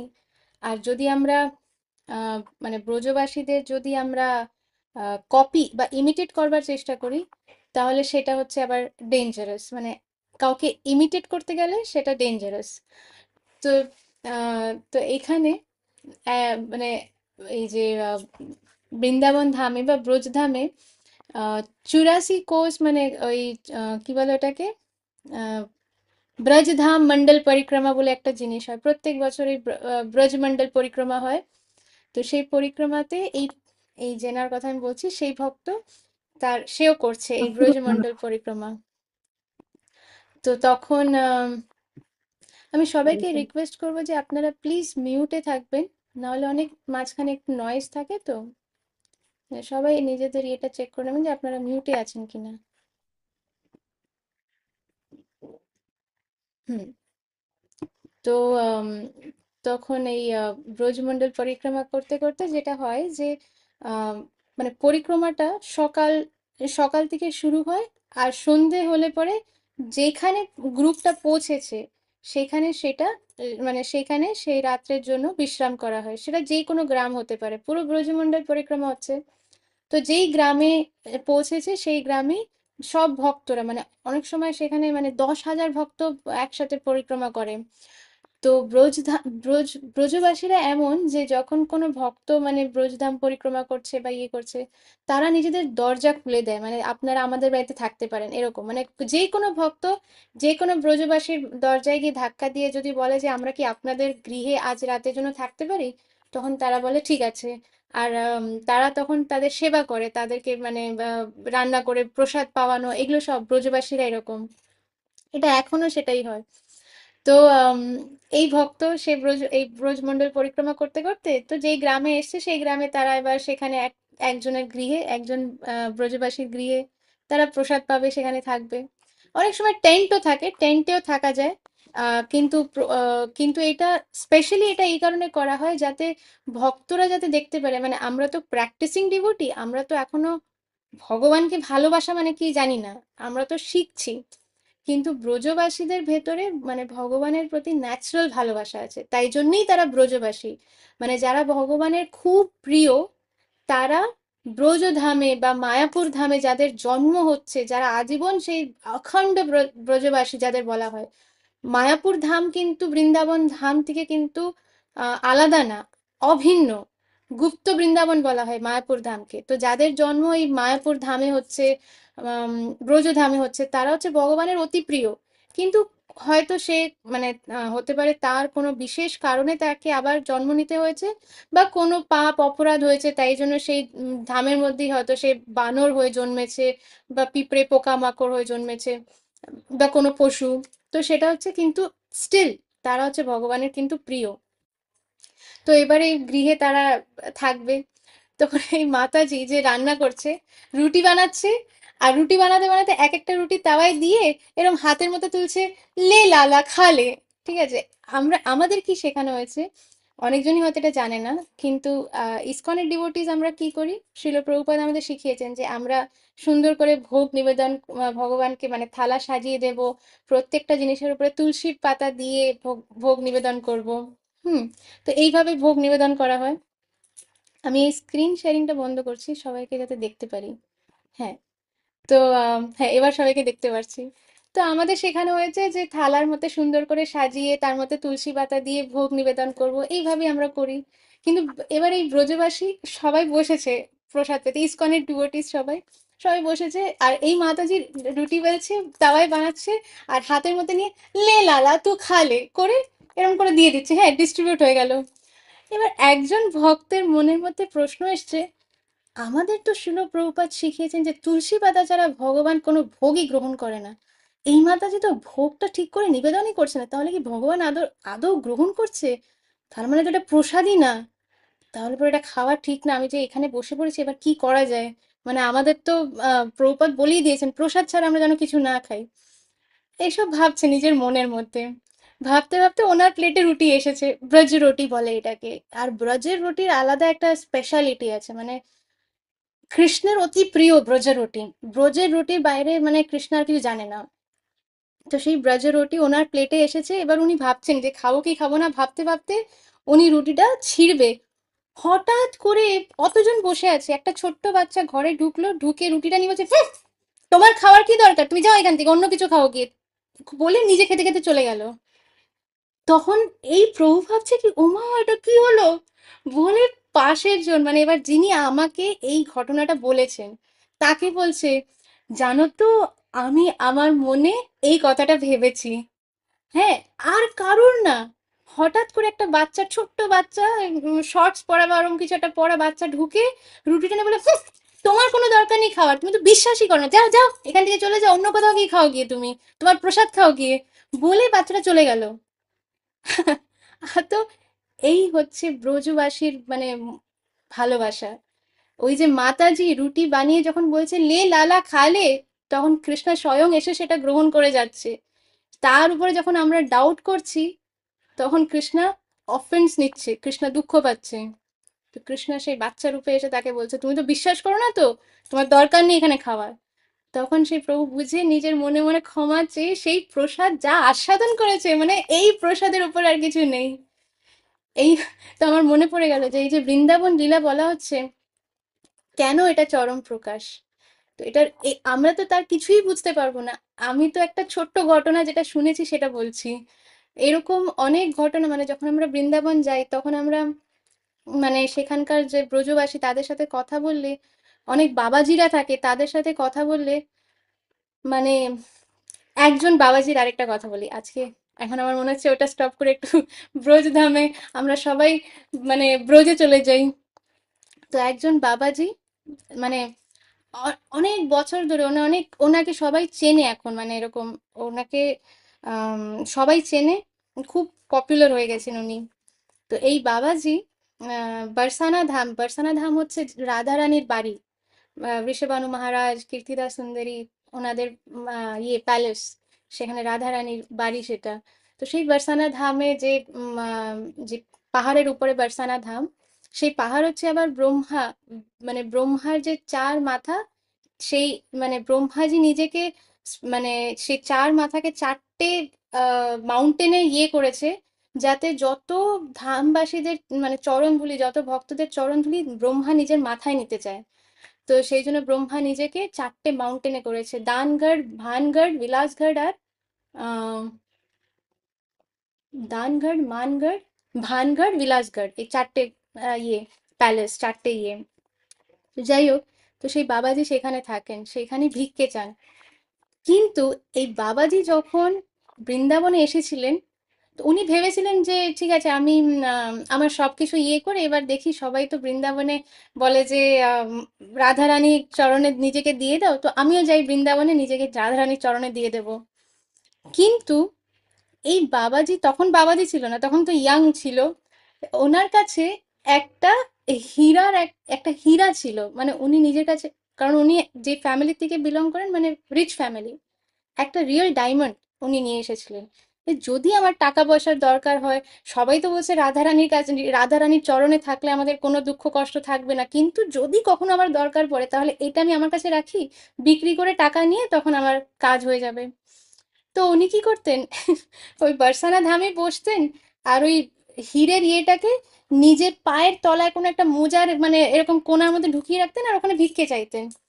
এরকম অনেক বছরের পর বছর উনি ওখানে বসে ইয়ে করছেন। তো আম, এবার আশেপাশে উনি দেখছেন অন্য অনেক বাবাজিরা। আমরা যখন বৃন্দাবন যাই তখন আম, ওখানে আমরা অনেক এমন জনকে দেখবো যারা হাত পেতে বলছে যে রাধে রাধে, কিছু দিয়ে দাও। তো আমরা অনেক সময় মনে করতে পারি যে আমরা তাদের কিছু ভিক্ষে দিচ্ছি, এটা রং।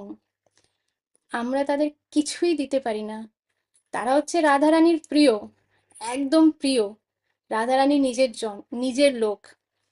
তাদেরকে আমরা যেটা দিচ্ছি সেটা রাধারানীর কৃপা আমাদের উপরে যে আমরা তাদের কিছু দিতে পারছি। আর আরেকটা হচ্ছে যে অ্যাকচুয়ালি আমাদের তাদের কাছে হাত জোড় করে ভিক্ষে চাওয়া উচিত, যে তাদের আশীর্বাদ যেন আমরা পাই, তখন আমরা রাধারানীর কৃপা পাবো। তো তো যাই হোক, তো অনেকজন, তার আশেপাশে অনেকজন বাবাজি বসে আছে, আর অনেক বাবাজির থেকে সে গল্প শুনছে যে রাধারানী দেখা দিয়েছে, রাধারানী দেখা দিয়েছে, ওখানে রাধারানীকে লালি বলা হয়, সবাই নিজের মেয়ের মতন দেখে। আম, তো সবাই বলছে আমি লালির দেখা পেয়েছি, লালির দর্শন পেয়েছি, লালির দর্শন। তখন এই বাবাজি ভাবছে যে আরে সবাই রাধারানীর দর্শন পাচ্ছে, আমি তো দর্শন পাচ্ছি না। তা মানে এরকম এরা কি মিথ্যে বলছে নাকি? তো তখন পাশের জনকে বলছে যে আচ্ছা, এই যে এরা বলছে রাধারানীর দর্শন পেয়েছে, রাধারানীর, আমি তো আজ অব্দি পাইনি, এত বছর ধরে এখানে আছি, আমি তো কোনো রাধারানীর দর্শন পাইনি। তখন ওই বাবাজি বলছে যে দেখো, তুমি রাধারানীকে ডাকো মন থেকে, তুমি ঠিক দর্শন পাবে। এখানে এখানে যারা যারা এখানে মানে রয়ে গেছে না, তারা একটাই কারণে রয়ে গেছে, কারণ সবাইকে রাধারানী দর্শন দিয়েছে। তো তখন এই বাবাজি বলছে আচ্ছা আচ্ছা ঠিক আছে। তখন সে আবার অনেক মন থেকে রাধারানীকে প্রার্থনা করছে যে হে লালি, আমি তো আমার সব ছেড়ে চলে এলাম, আমি তো এত ধন সম্পদ সব ছিল, সব ছেড়ে তোমার কাছে চলে এলাম, তাও কেন তুমি আমাকে দেখা দিচ্ছ না? আর সবাই তো তোমার কথা বলছে, তুমি তাদের দেখা দিয়েছো, অমুককে দেখা, তমুককে, কিন্তু আমি তো কোনো দেখা পাচ্ছি না, আমি কি ভুল করছি? তো এইটা ভাবছে বাবাজি, তখন হঠাৎ করে একটা ছোট্ট বাচ্চা মেয়ে এসে বলছে বাবাজি, আমাকে কিছু দাও না। তখন বাবাজি এসে বলছে যে আরে আমি তো নিজেই ভিখারি, আমি তো এখানে বসে আছি ভিক্ষে নেওয়ার জন্য, আমি তোমাকে কি দেবো? বলে তাহলে তুমি যে তোমার মোজার ভেতরে যে একটা ছোট্ট ইয়ে ঢুকিয়ে রেখেছো, ওইটা কেন এত বছর ধরে রেখেছো? ওইটা যদি থাকে তাহলে তুমি আমাকে কেন ডাকছো? বলে অদৃশ্য হয়ে যায়।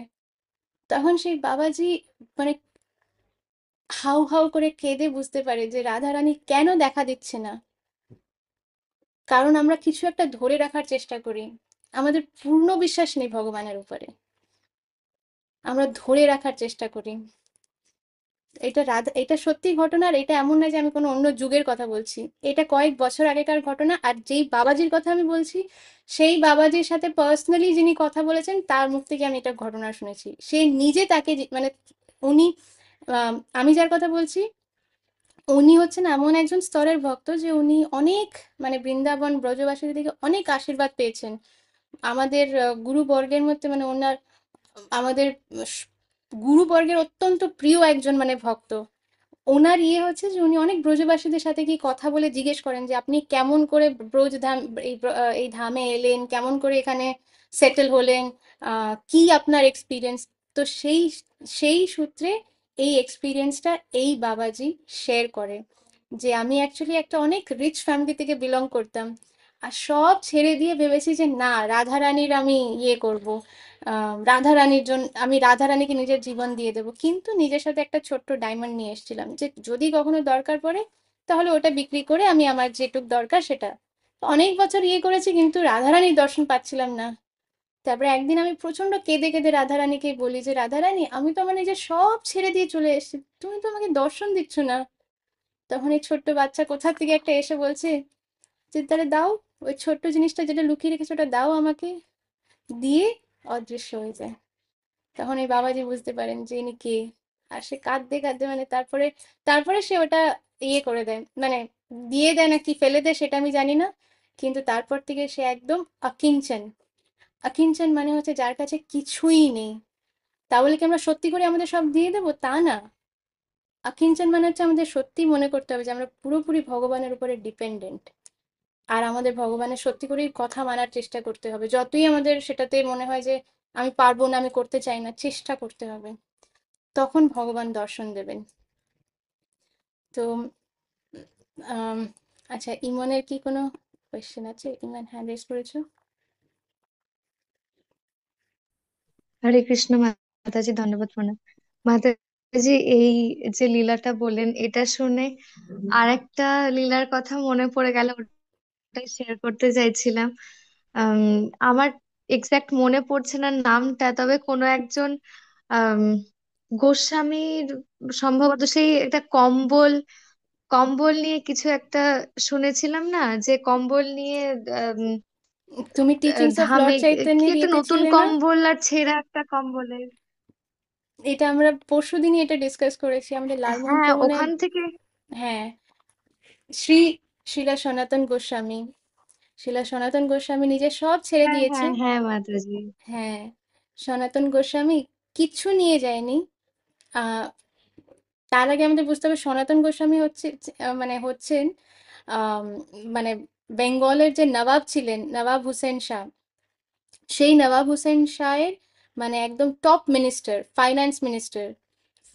আর আরেকজন ছিল অ্যাডমিনিস্ট্রেটিভ মিনিস্টার, সে হচ্ছে রূপ গোস্বামী। আর তাদের নাম দেওয়া হয়েছিল দবির খাস আর সাকার মল্লিক। কারণ যেই তো মুসলিম এম্পেরার, তাই জন্য তাদের আন্ডারে যদি কোনো হিন্দু কাজ করছে জানা যায় তাহলে প্রবলেম।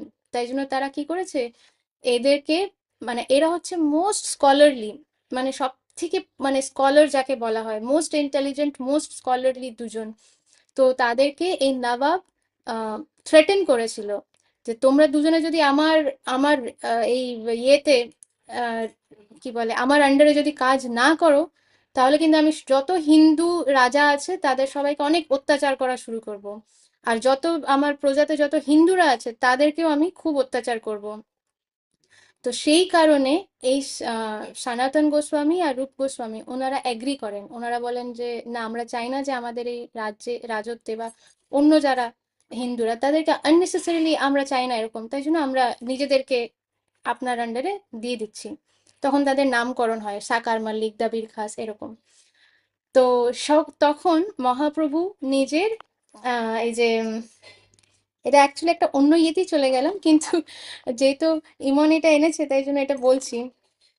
তো আহ, তখন মহাপ্রভু নিজের বৃন্দাবন যাত্রা শুরু করেছে, মানে জগন্নাথ পুরীর থেকে বৃন্দাবন যাচ্ছেন। তো সেই সময় উনি একটা জায়গায় যাবেন, রামকেলিতে। তো ওই সময় যখন সনাতন গোস্বামী রূপ গোস্বামী শুনতে পারেন যে আচ্ছা মহাপ্রভু আসছেন, তখন ওনারা ডিসাইড করে যে আমরা এই নবাবের কাজ ছেড়ে আমরা এবার এখান থেকে রিটায়ার করব। তো যাই হোক, তখন সনাতন গোস্বামী যখন রিটায়ার করে আসবে, তার আগে অন্য অনেক কাহিনী আছে, ওইগুলোতে যাচ্ছি না। ওই সময় সনাতন গোস্বামীর কাছে আহ রূপ শিল রূপ গোস্বামীর কাছে 1,000 মোহর ছিল, সোনার সোনার কয়েন। 1,000, 10,000, 1,000 না, 10,000 সোনার মোহর। আমরা ভাবতেই পারছি না 10,000 সোনার মোহর মানে কিরকম। তো সেই মানে উনি ছিলেন ফাইন্যান্স মিনিস্টার, এত মানে রিচ। তো সেইখান থেকে আম, মানে আর সেরকমই রিচ ছিলেন আমাদের সনাতন গোস্বামী, কিন্তু উনি সব কিছু ছেড়ে দিয়ে একটা পয়সা নিজের সাথে রাখেননি। একটা জিনিস নিজের কাছে না রেখে মহাপ্রভুর সাথে দেখা করতে চলে গেছেন। এবার রাস্তা দিয়ে যেতে যেতে মাঝখানে মানে রাস্তায় পর ওনার শালার বাড়ি আসে, শালা বা কোনো একজন আত্মীয়র বাড়ি। তো আম, সেই আত্মীয়র বাড়িতে উনি যখন দেখা করতে যান, তখন সেই আত্মীয় তাকে খুব মানে যত্ন আদর করে তাকে একটা কম্বল গায়ে দেয়, মানে শাল দেয় না, সেটা মানে ভালো দামি শাল তাকে দেয়, যে এই শালটা তুমি রাখো। তো সনাতন গোস্বামী অনেক না বলেছিল যে আমার কিচ্ছু চাই না। উনি ছেঁড়া জামা কাপড়ে যাচ্ছেন, এত এত রিচ, তাও ছেঁড়া জামা কাপড়ে মহাপ্রভুর কাছে চলে গেছে নিজের সবকিছু ত্যাগ করে। তো এই আত্মীয় বলছে যে না না, তুমি অন্তত এই কম্বলটা রাখো নিজের কাছে, এই শালটা, শীত ঠান্ডা লাগলে তোমার কাজে লাগবে। তখন সনাতন গোস্বামী বলছে ঠিক আছে। তো যখন মহাপ্রভুর সাথে দেখা করতে গেছেন, তখন মহাপ্রভু তো সনাতন গোস্বামীকে দেখে প্রচন্ড মানে খুশি হয়ে জড়িয়ে ধরেছে, কাঁদছে ধরে। সনাতন গোস্বামী মানে গায়ের মধ্যে যে মানে ময়লা পড়ে গেছে, মহাপ্রভু নিজের হাত দিয়ে তাকে ঘষে ঘষে পরিষ্কার করে দিচ্ছে। আর মহাপ্রভু বলছে যে তোমার যে আমি মহাপ্রভু মানে স্বয়ং ভগবান, সে ছিল সনাতন গোস্বামীকে দেখে বলছে যে তোমার দর্শন যে করতে পারছি, আমার চোখ পবিত্র হয়ে গেছে। তোমার যে আমি গা স্পর্শ করতে পারছি, আমার আমার হাত, আমার আমার সেন্সেস গুলো পবিত্র হয়ে যাচ্ছে। এই হচ্ছে ছিল সনাতন গোস্বামী। কিন্তু উনি সনাতন গোস্বামীর কাছে মানে একটা এমনি একটু তাকিয়ে দেখলেন, যে আর কিছুই বলেননি। তখন ছিল সনাতন গোস্বামী বুঝতে পেরেছে যে মহাপ্রভু এই যে আমি দামি এই যে শালটা গায়ে দিয়ে আছি, এটা মহাপ্রভু পছন্দ করছেন না। কেন? কারণ উনি সন্ন্যাস মানে উনি গোস্বামী। হ্যাঁ, গোস্বামী মানে হচ্ছে গো, মানে হচ্ছে শুধু গো মাতাকেই গো বলা হয় না, গো মাতাকেও গো বলা হয়, আমাদের ইন্দ্রিয়কেও গো বলা হয়। স্বামী মানে হচ্ছে যে মাস্টার, ইন্দ্রিয়কে যে নিজের কন্ট্রোলে রাখতে পারে তাকে বলা হয় গোস্বামী। আবার আহ যেরকম যে গো মাতাকে আনন্দ দেয়, বা যে যে আমাদের ইন্দ্রিয়কে আনন্দ দেয়, সেই তাকে বলা হয় গোবিন্দ। তো এই গো শব্দের অর্থ মানে গোমাতাও হয়, গোপীও হয়, গোপাও হয়, ইন্দ্রিয় হয়, অনেকগুলো অর্থ আছে। তো এই গোস্বামী মানে হচ্ছে যে নিজের ইন্দ্রিয়কে কন্ট্রোলে রাখতে পারে। তো শিল সনাতন গোস্বামীর নাম মহাপ্রভু দীক্ষা দিয়ে নাম দিয়েছেন সনাতন গোস্বামী। সেখানে উনি একটা এত দামি শাল গায়ে দিয়ে আছে, সেটা মহাপ্রভু পছন্দ করছে না। যে এটা তো তুমি যদি মানে লোকেদের বাড়িতে মধুকরী করতে যাও, তখন লোকে ভাববে তুমি মধুকরী করতে এসেছো, কিন্তু তোমার গায়ে তো এত দামি একটা শাল, যেটা তাদের কাছেও নেই। তাদের কাছে এত ধন নেই এরকম একটা শাল কেনার, কিন্তু তুমি এত দামি শাল পরে ওদের বাড়িতে মধুকরী করতে যাবে, সেটা কেমন লাগবে? তো কিন্তু মহাপ্রভু কিন্তু মুখে এগুলো কিচ্ছু বলেননি। তখন শিল সনাতন গোস্বামী বুঝতে পেরে উনি গেছেন আম, গঙ্গার ধারে একটা গরিব লোক, সে নিজের ছেঁড়া ফাটা একটা কম্বল ধুচ্ছিল, পুরনো নোংরা ছেঁড়া ফাটা কম্বল, সেটা ধুচ্ছিল। সনাতন গোস্বামী গিয়ে ওনাকে বলেন যে তুমি আমার এই কম্বলটা রাখো, আমাকে তোমার এই কম্বলটা দিয়ে দাও। তো প্রথমে তো ওই লোকটা বিশ্বাসই করছে না, বলে ওমা, তুমি কি আমার সাথে মজা করছো? তোমাকে দেখে তো মনে হচ্ছে তুমি ভালো মানে একটা ভালো পরিবার থেকে এসেছো, আর তুমি এরকম মজা করছো আমার সাথে? তো সনাতন গোস্বামী বলছে আমি মজা করছি না, আমি সত্যি বলছি, তুমি আমার এই কম্বলটা রাখো, তোমার ছেঁড়া কম্বলটা আমাকে দাও। তো তখন অনেক অনুরোধ করার পরে সে দেয়। আর তারপরে সনাতন গোস্বামী সেটা পড়ে যখন মহাপ্রভুর সামনে দাঁড়ায়, তখন মহাপ্রভু প্রচন্ড আনন্দ পায় যে এইবার তুমি নিজের যত ম্যাটেরিয়াল যা কিছু সেগুলো সব ত্যাগ করে দিয়েছো। তাই জন্য এইবার তুমি এই যে আহ, এই যে ভক্তি বা ডিভোশনাল সার্ভিস, এটাকে তুমি এইবার ভালো করে রক্ষা করতে পারবে। তো তো হ্যাঁ, ইমন যেটা এনেছে এটা হচ্ছে শিল সনাতন গোস্বামীর ব্যাপারে, যে উনিও ওনার কাছে একটাই কম্বল লাস্ট অব্দি ছিল, সেটা উনি সেটাও মহাপ্রভু বলে যে এটাকে বলেন না, মহাপ্রভু শুধু মনে মনে ভেবেছেন। আর একটা যোগ্য শিষ্য হচ্ছে কে, যে নিজের গুরুর মানে মনকে বুঝতে পারে, আমার গুরু কি চায় সেটা যে বুঝতে পারে, তাকেই বলা হয় যোগ্য শিষ্য। তো শিল সনাতন গোস্বামী হচ্ছেন একজন যোগ্য শিষ্য, অবশ্যই যোগ্য শিষ্য। উনি আমাদের একজন আচার্য। শুধু তাই না, উনি ছয় গোস্বামী, বৃন্দাবনের যে ছয় গোস্বামী মহাপ্রভুর আন্ডারে যারা ছিলেন তাদের মধ্যে একজন। আর আমাদের স্বরগোস্বামীর মধ্যে উনি একজন। তো এই দিয়ে আমরা আজকের ক্লাসটা শেষ করব। যদি কারোর কোনো কিছু শেয়ার করতে চান, কোনো কোনো কোয়েশ্চেন ডাউট কিছু থাকলে তাহলে আমরা নেবো, নাহলে স্টপ করবো আমরা। হ্যাঁ মাতাজি। ধন্যবাদ প্রণাম মাতাজি। বলছি, রামানুচার্যটা কে মাতাজি? শ্রীপাদ রামানুচার্য উনি হচ্ছেন উনিটা আমাদের 4টে সম্প্রদায়ের মধ্যে একটা সম্প্রদায়ের আচার্য উনি। শ্রীপাদ রামানুজাচার্য হচ্ছেন